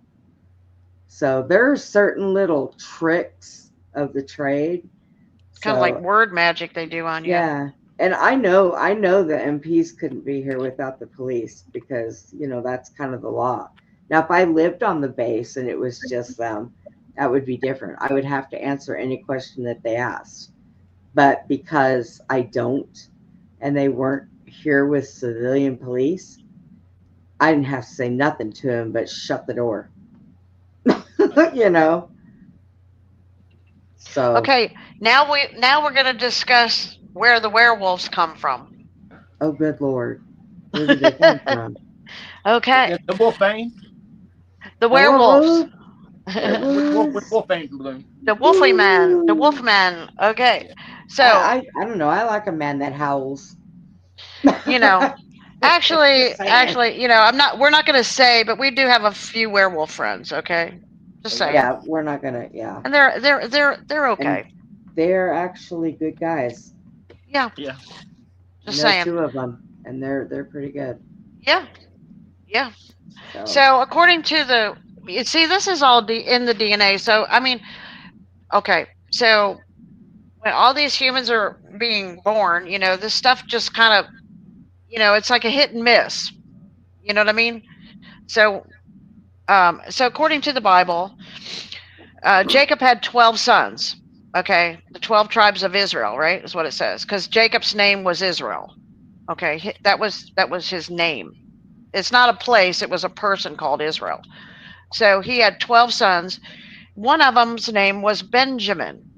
Okay, and according to the rabbinical writings, Benjamin was a ravenous wolf, and this is literal. It says, not figuratively speaking, this is literal. He was a ravenous wolf. He would divide his prey in the he would devour his prey in the morning and divide it. Okay, and then it goes on to say that when he was born with teeth, and it said he devoured his mother. He killed his mother at birth, and this is why she cried, "He is the son of my demise," or something like that, is what Rachel says. And the word Rachel means lamb. So the wolf ate the lamb, basically.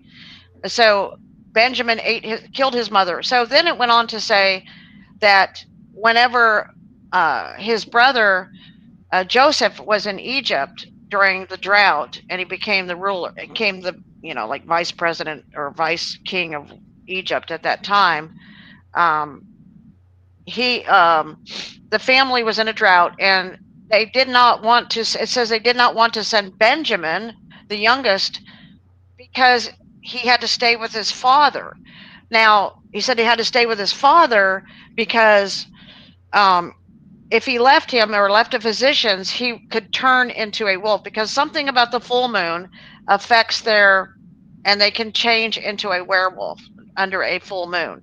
Something about the energies or something about the light of the full moon or whatever. Maybe And, the tide. huh? You know how the moon affects the tides. You know, our brains are 80% water.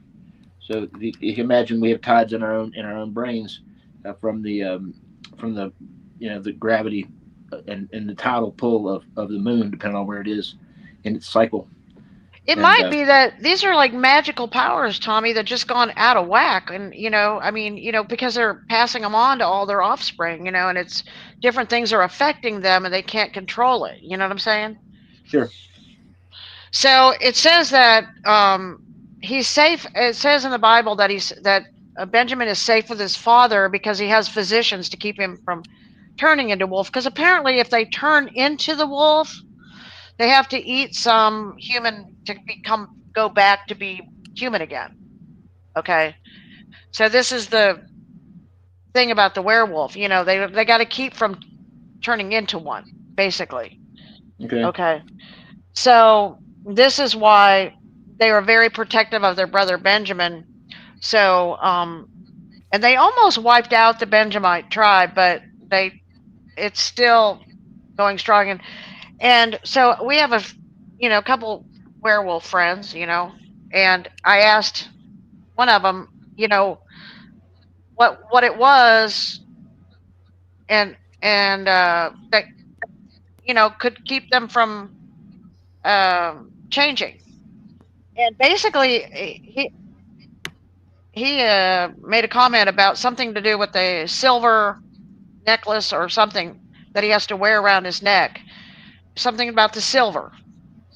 Okay, so if he ever takes it off, he's doesn't feel well, and then it's affected by the moon and stuff like that. So, so maybe that's why they wear the Saint Christopher, silver things, because something with silver helps them. I don't know. It's a weird story, I know, but it's all there in the Bible. Wow. That's Yeah. I never heard that before. Like, honestly, I never. Yeah. Wow. Holy shit. Like, I hadn't really heard put together like that before. I mean, not in one long string. I heard that Saint Christopher was a dog man. I heard that he was like They say that Saint Christopher was a dog man, right? I guess That's right. Yeah, that's right. Like Yeah. I It's wonder all how connected. much of our ancient world was like, more like Lord of the Rings as compared to like, whatever we think.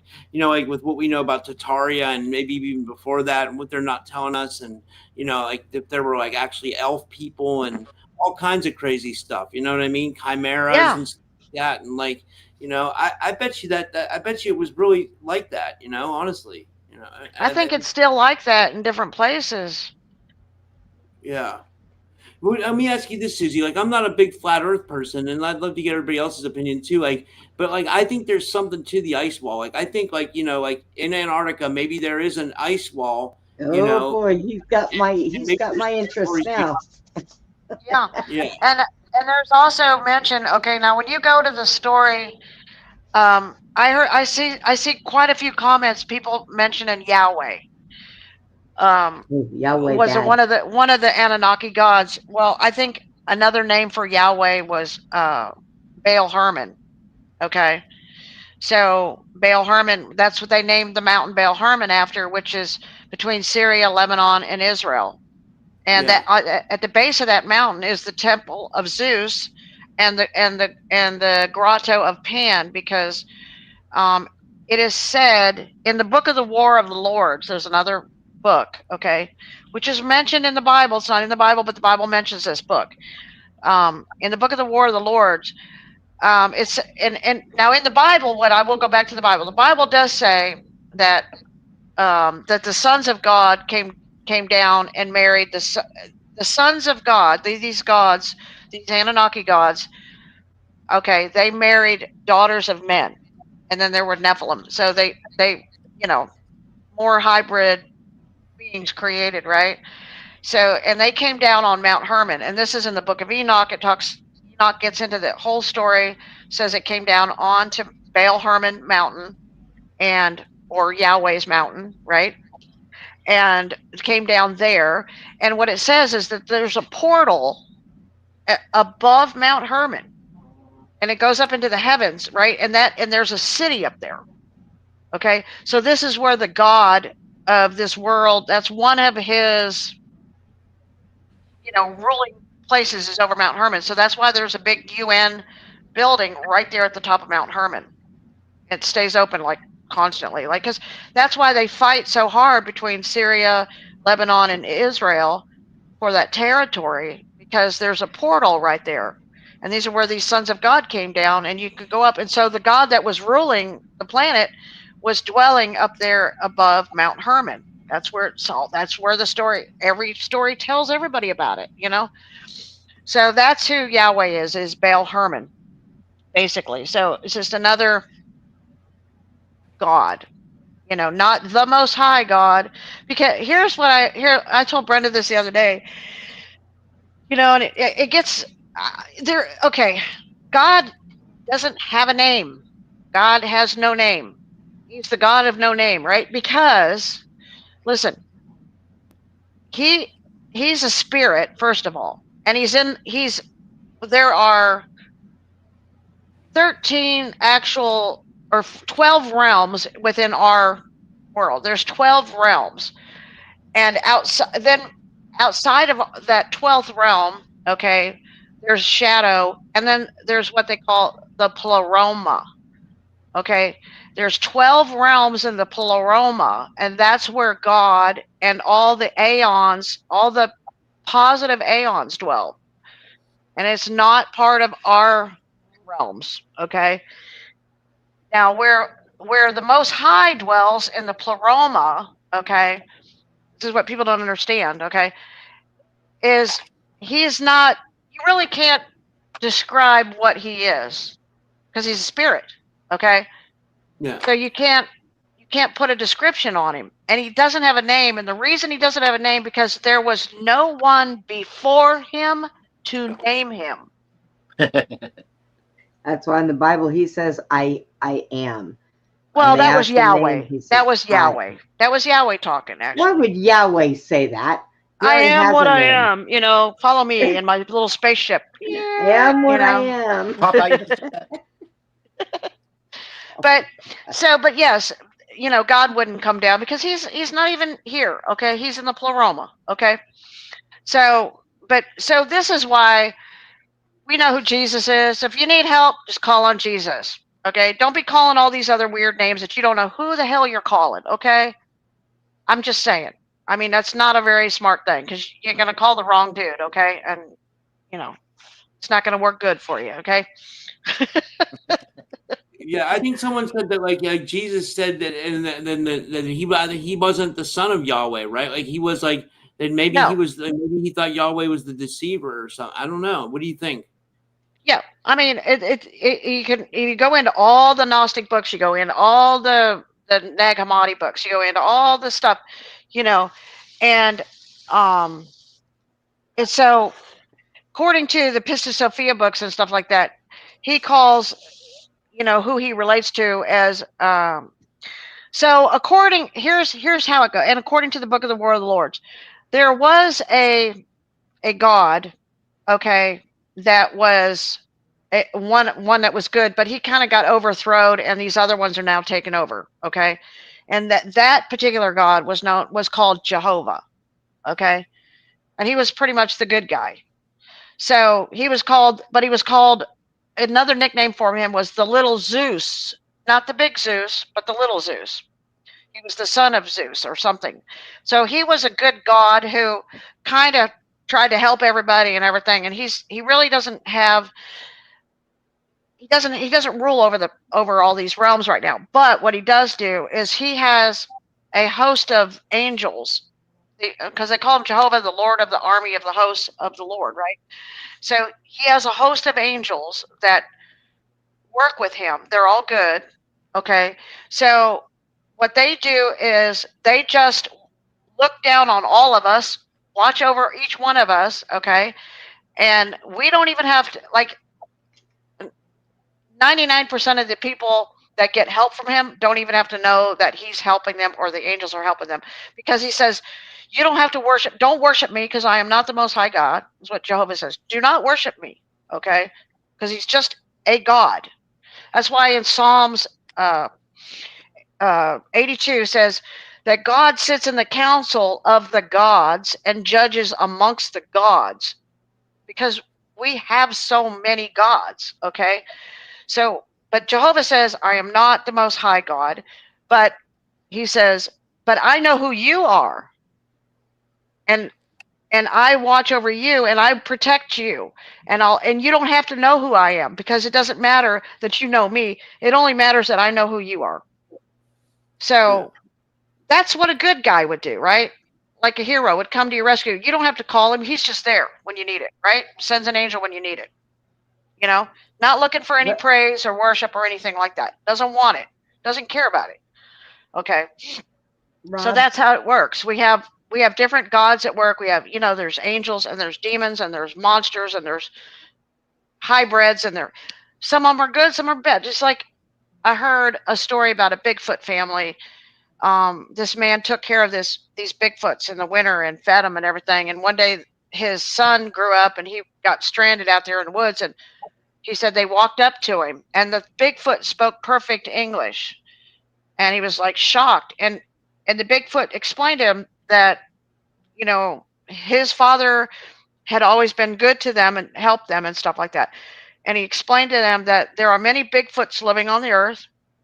And I think also, because remember, Esau was the original Bigfoot, and Esau took that garment. And I think that the Bigfoots have that garment. That's how they can vanish in the woods. And I think because they're the ones that are holding that garment of Leviathan, the dragon.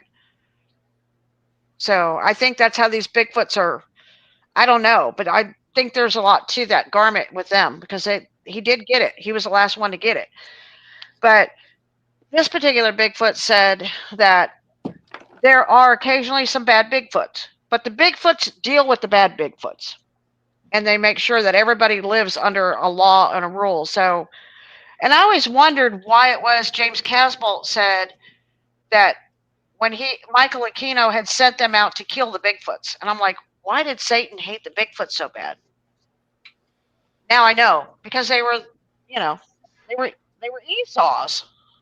They you know what I mean? Yeah. And they had this garment. Maybe he was after that magical garment. Who knows? He's always after magic or something, right? Wow.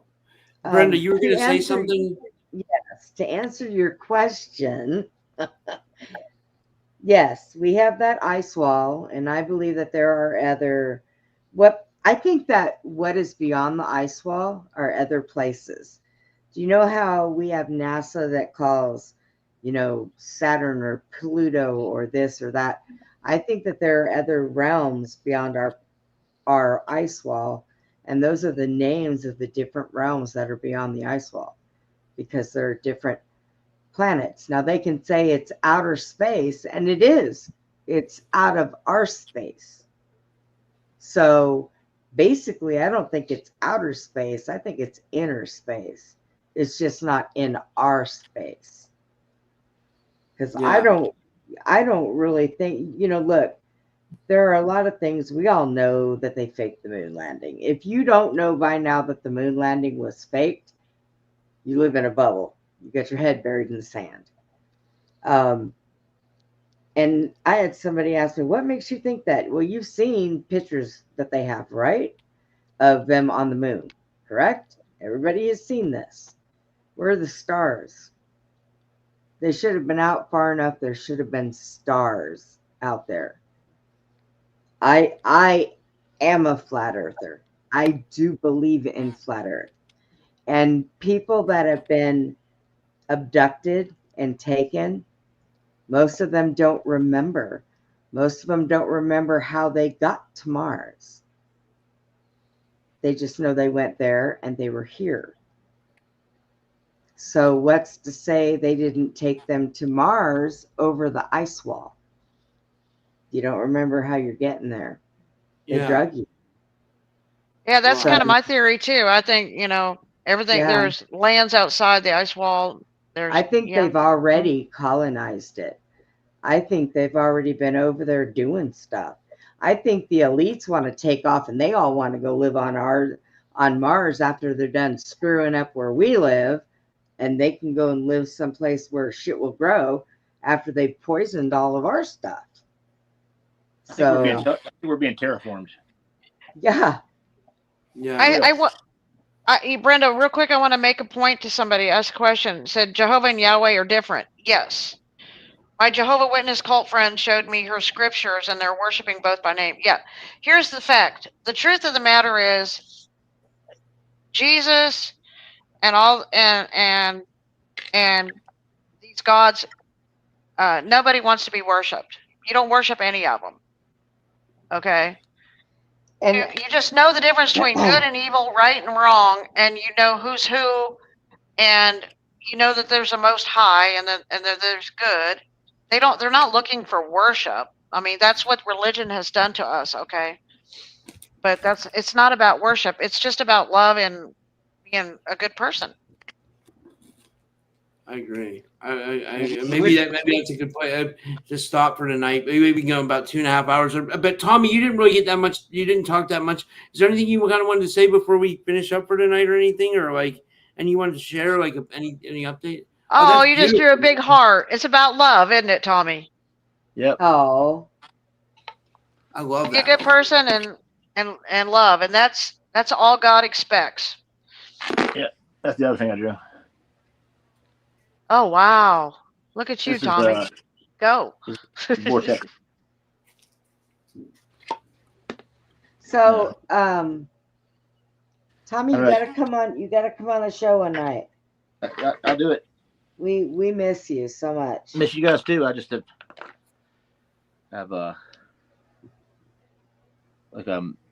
had a lot of things happen there that were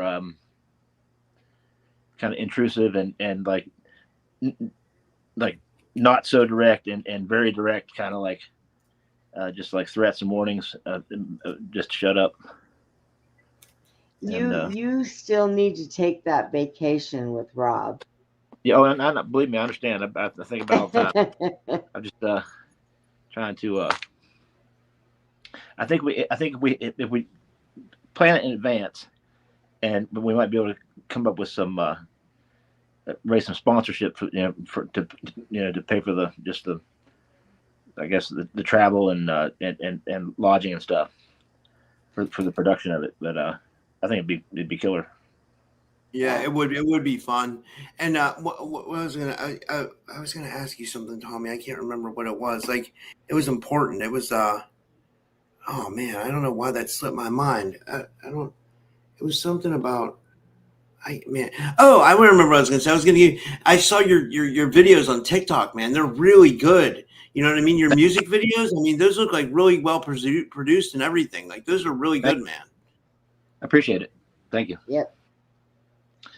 It's Tommy sends them through. I see them all the time. I believe, yeah, because I follow you on TikTok, so it's I get been all your stuff. I've been putting a little bit of time into those things. Releasing songs from the album I put out in 2014, and just kind of making videos for each one. To get some, just have it out there so people can see it. Because it's Can I see your pictures again, Tommy? Sure. Oh, This one's a that's key rack. nice. It's got little hooks that go across the bottom here. It's got a what? Got 4 little hooks that go across the bottom here. Yeah. Oh, okay. And home is where the heart is. Oh, It'll say. that's And nice. and then this one is.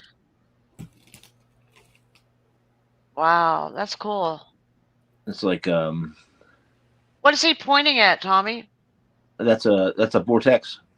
Oh, I was gonna say That's that like cool. a portal or something. Yeah, that's cool. Yeah. And Tommy, how can people get your artwork? You sell your artwork, right? Like, or you will. Yeah. I sell it quite often. They can get in touch with me. TikTok's probably the best place now. Or my just on email me through TommyMusicEdwards@gmail.com. so what kind of money are we talking about for your artwork, Tommy? No, it depends on the piece of art and I guess the person that's asking, What is your range, your low to high range run? Well, things that I do, like when I'm just sitting around, like depending on the size and the amount of detail, I guess it kind of. But I do like for example, like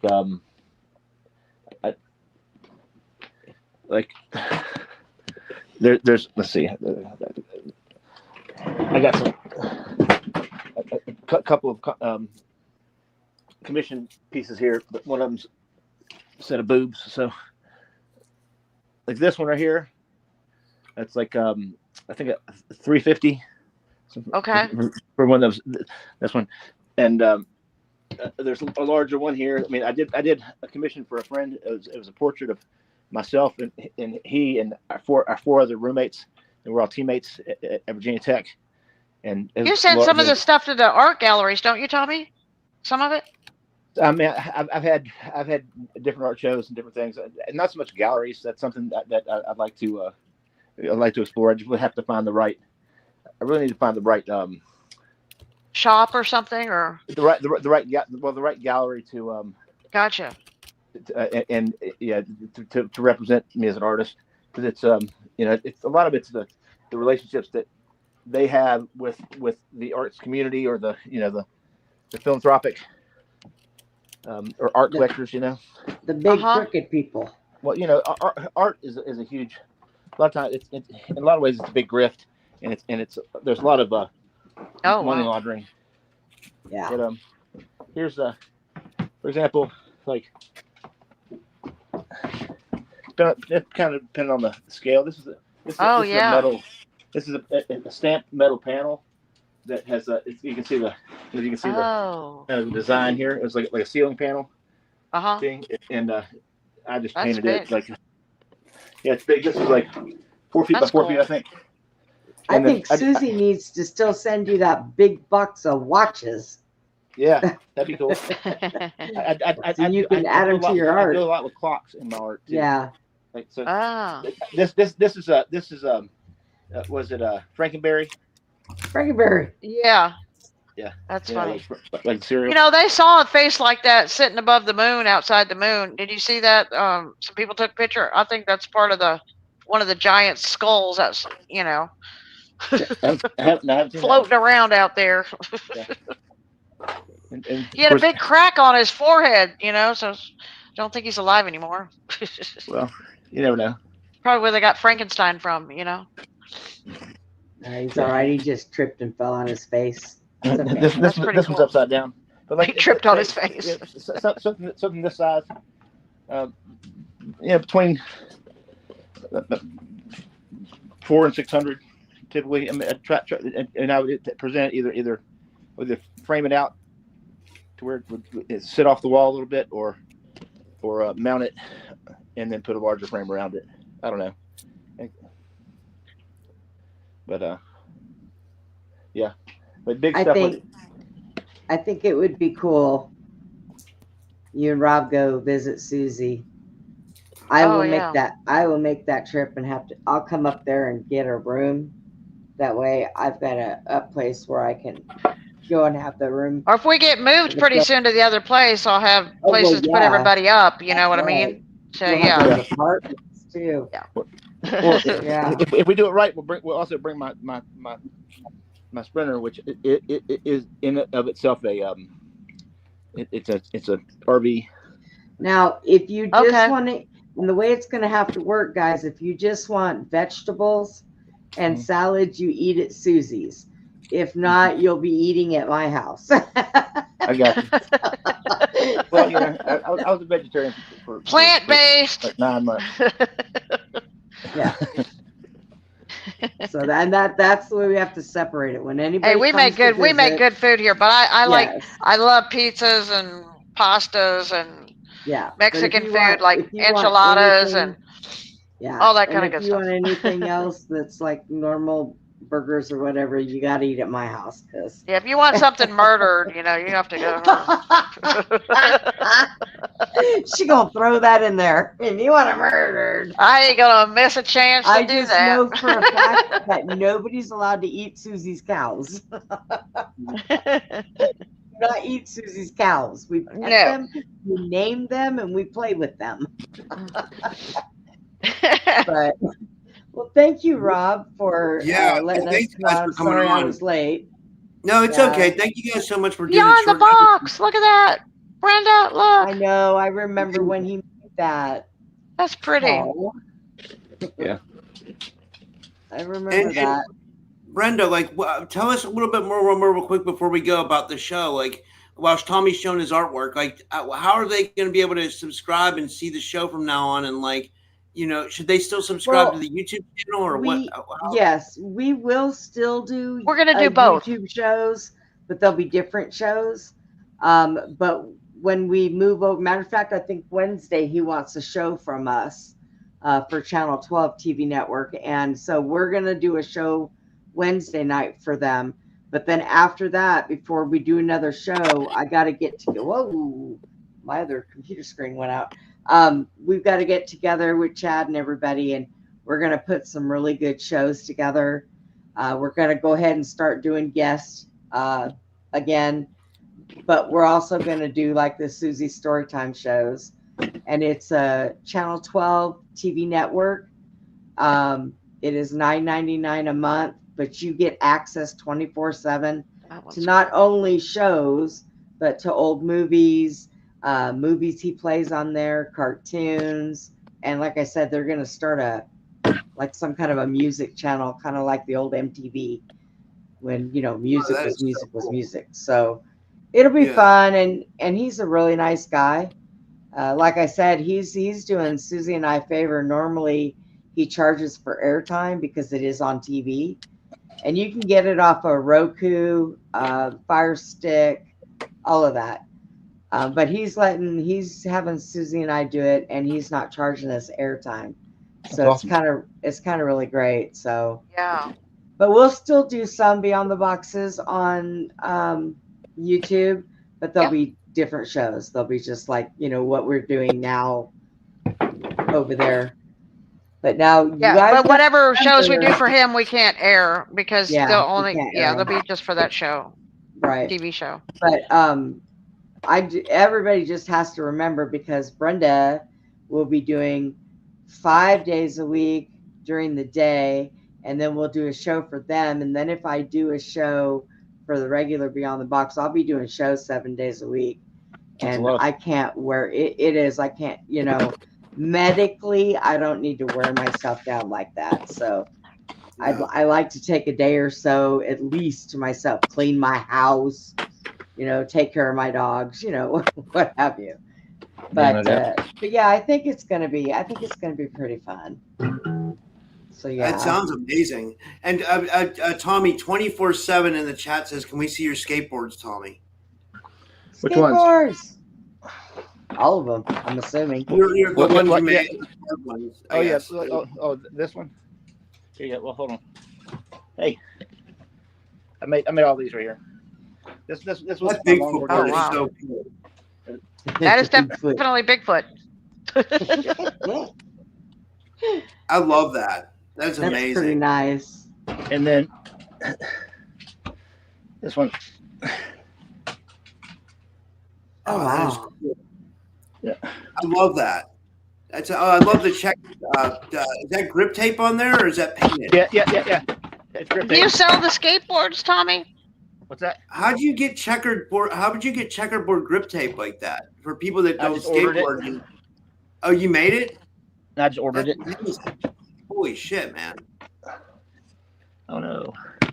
I broke the frame for my mirror. Do you sell your skateboards, Tommy? I do. Okay. Everything's for sale, but eventually. But it's like I haven't been making many recently, but I if there's an interest, I mean, I still have all the templates and everything. Yes, Jason, I'll be over on Abe's show too. Customized skateboard. These are just cool. This was kind of another little company I made after I had a bad injury. I fell and broke the whole left side of my rib cage in 2013. Yeah. Wow. Yeah, and so I had to, or that was actually that was kind of the end of me, kind of jumping back into it for a while. But I had a hearing injury in 2012 at a music festival during the sound check, and it blew out the 4K in my left ear, and it gave me real bad tinnitus and hyperacusis, and so I couldn't really play music or really be around any type of loud volume there at all for a while. I started kind of making skateboards again as a something to occupy my time. I had the nonprofit going. I was doing that and was making a bunch of different products and stuff that I was selling as fundraisers for that. And, Tommy, do you know how to ride horses? Oh wow. I've ridden a few horses in my life. The first one I ever rode was we were just riding them bareback just with reins there, and there was a girl I had a crush on that invited me out to come ride horses with she and one of her friends, and I ran up and leapfrogged onto the horse and grabbed the reins and went, "Yeah!" You're lucky you didn't leapfrog into a leg and get your nuts You're not caught. supposed to say y'all. Well, yeah. But it was You're supposed to just use your leg, and you're supposed to like communicate with them through your body language. Oh, it got the memo. It got the memo. It got the memo. That's crazy. Yeah, it worked. I mean, it was funny. I'm surprised it didn't throw me off. But looking back, but I mean, I had seen it on television my whole life, and I was like, "Oh, that must be easy." That was Susie's got smart ass horses, so I don't know if you can see that. You wouldn't get thrown off. Can you see that, Tommy? Yeah. We went to the World Show in Fort Worth, and my son got reserve world champion. We just started this sorting.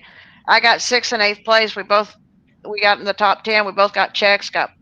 We did really well. That's awesome. Awesome. So, Yeah, I've never done anything like that, but I went to the Calgary Stampede one time when I was a kid. That was pretty cool.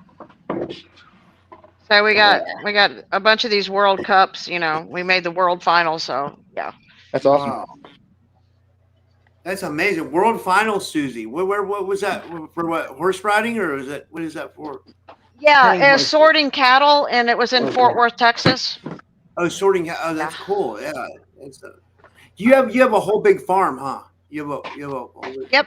I have about wow. 30 horses, and about, I think, 38 cows, about 15, 16, 17 dogs. I don't even know. And one cat. You got like 20 dogs. Maybe. I don't know. I don't keep up with the dogs. They're just here. Yeah, they're just there. They sing outside. They knock on her door. They come in. They get a treat. They go back outside and howl at Follow the me all over the moon and place. yeah, and Yeah. chase hogs. They like to chase hogs Yeah. and torment the horses. They get to live the life because we have almost 300 acres out here, so they got a big yard to run in. Sounds like it. Yep. But Yeah. yeah, Rob. Thank you again. And I guess one night, maybe one night when you're not doing anything and we do the show for Channel 12, maybe you can come on over there and Yeah. be on the panel with us, and we can introduce you to Randy. And so yeah, I'd love he's it got if a me and Tommy could come on. You know, we could all do yeah, a show tonight. That'd he's be got a cool. white witch Good idea. that works for him, that has a show over there. Her name is Tracy James, and she's really good at what she does. Yeah, she's nice. Yeah. And she is a very, very nice person. But That's because, when he first told me, Randy said, well, Brenda, I got a witch. And I said, well, I don't do witches. And he said, no, no, no. He said, this is a good one. She's a white witch. She's good. Like Linda. I said, okay. Yeah. Okay.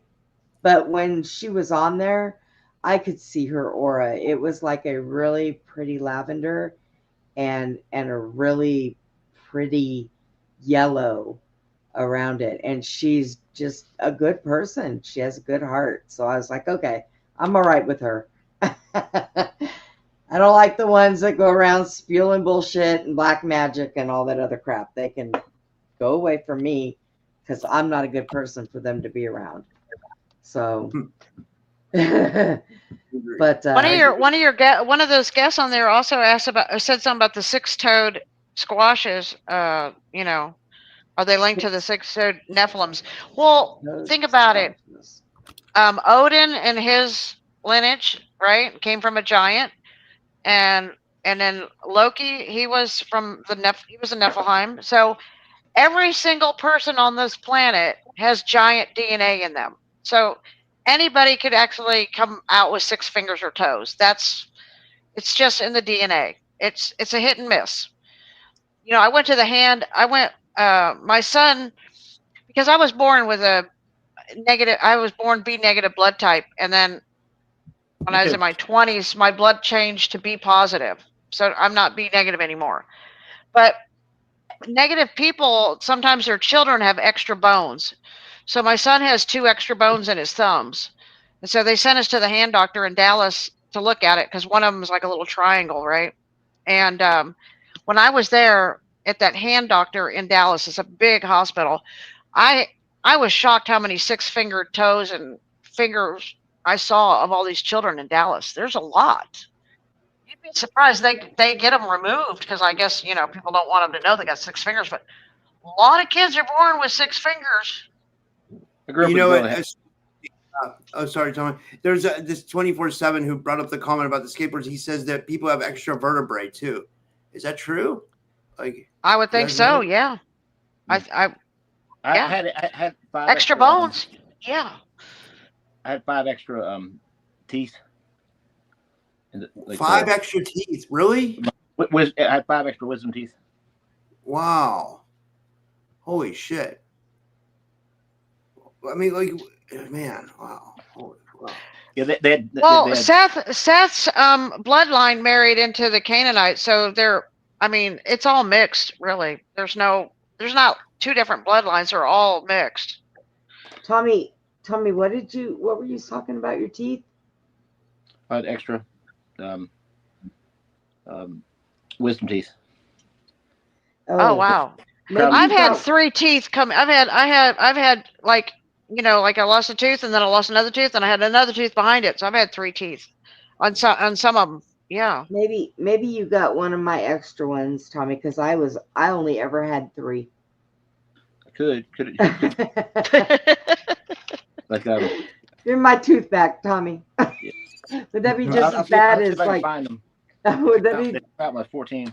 Would that be as bad as like, me saying, "Hey, Rob, you have my other rib. Give it back." Anyways, guys, I know Rob wants to wrap this up, so. Yeah, I can't believe we went 3 hours. Sorry. Yeah. Go ahead, Brenda. If you guys want to, whatever you guys want to I promote was just and finish. gonna say, I hope everybody has a really good rest of the night, and stay safe out there. And thank you, Rob. Thanks, Tommy. Oh God, Tommy, it was Thanks so for good having to me. see you. You too. Good to see you, everybody. Yeah, and Suzy, is there anything you want to promote or anything like that, or anything you want to give a shout out to, or anything? I don't know. I just my last thought was about James Rink, just thinking about him again, and Yeah. I know a lot of people are going to be missing him. So I was going to say that at the end. I was just going to say this show is definitely dedicated to James Rink, and I think he would have been proud of this show. I think this is definitely a James Rink type show, like because we kind of went all over the conspiracy map with this, and like I love when we do shows like that. That's my favorite ones, So rest in peace, James Rink. And Tommy, did you want to finish it up? Anything you want to promote or talk about, or anything you want to give a shout out to?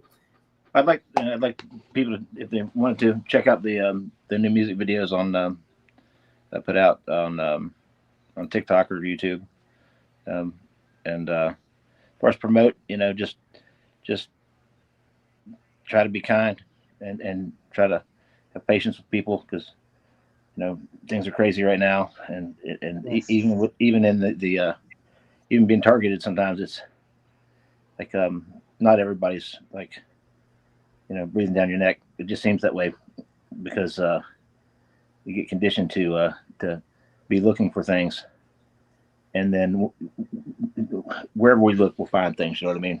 Even if it's not there. So if it's meant to be, it'll be. Yeah, and then to just it's just with going into the Christmas and the holidays and everything, people are isolated and a lot of extra self-annihilating acts that occur during that time of the year. So if you can, reach out to friends that you haven't heard from for a while, and it's a good idea. If it's possible, stop by and say hello. Bring them lunch, or just bring them some fellowship. It's a big deal.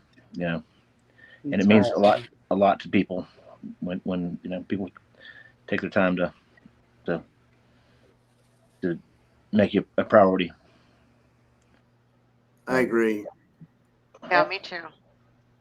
I agree. That was well said. And again, rest in peace, James Rink. And thank you, everybody, for tuning in tonight. Yes. And thank you to Suzy, Brenda, and Tommy. And I'm going to do a big memorial, hopefully, podcast for James Rink soon, too, guys. So I don't know when I want to do that. I don't know when it would be appropriate to do it, but I'll try to do it soon, too. And unless somebody else, I don't know how it's going to work out. But yeah, thanks, everybody, and have a good night. And take care, everyone.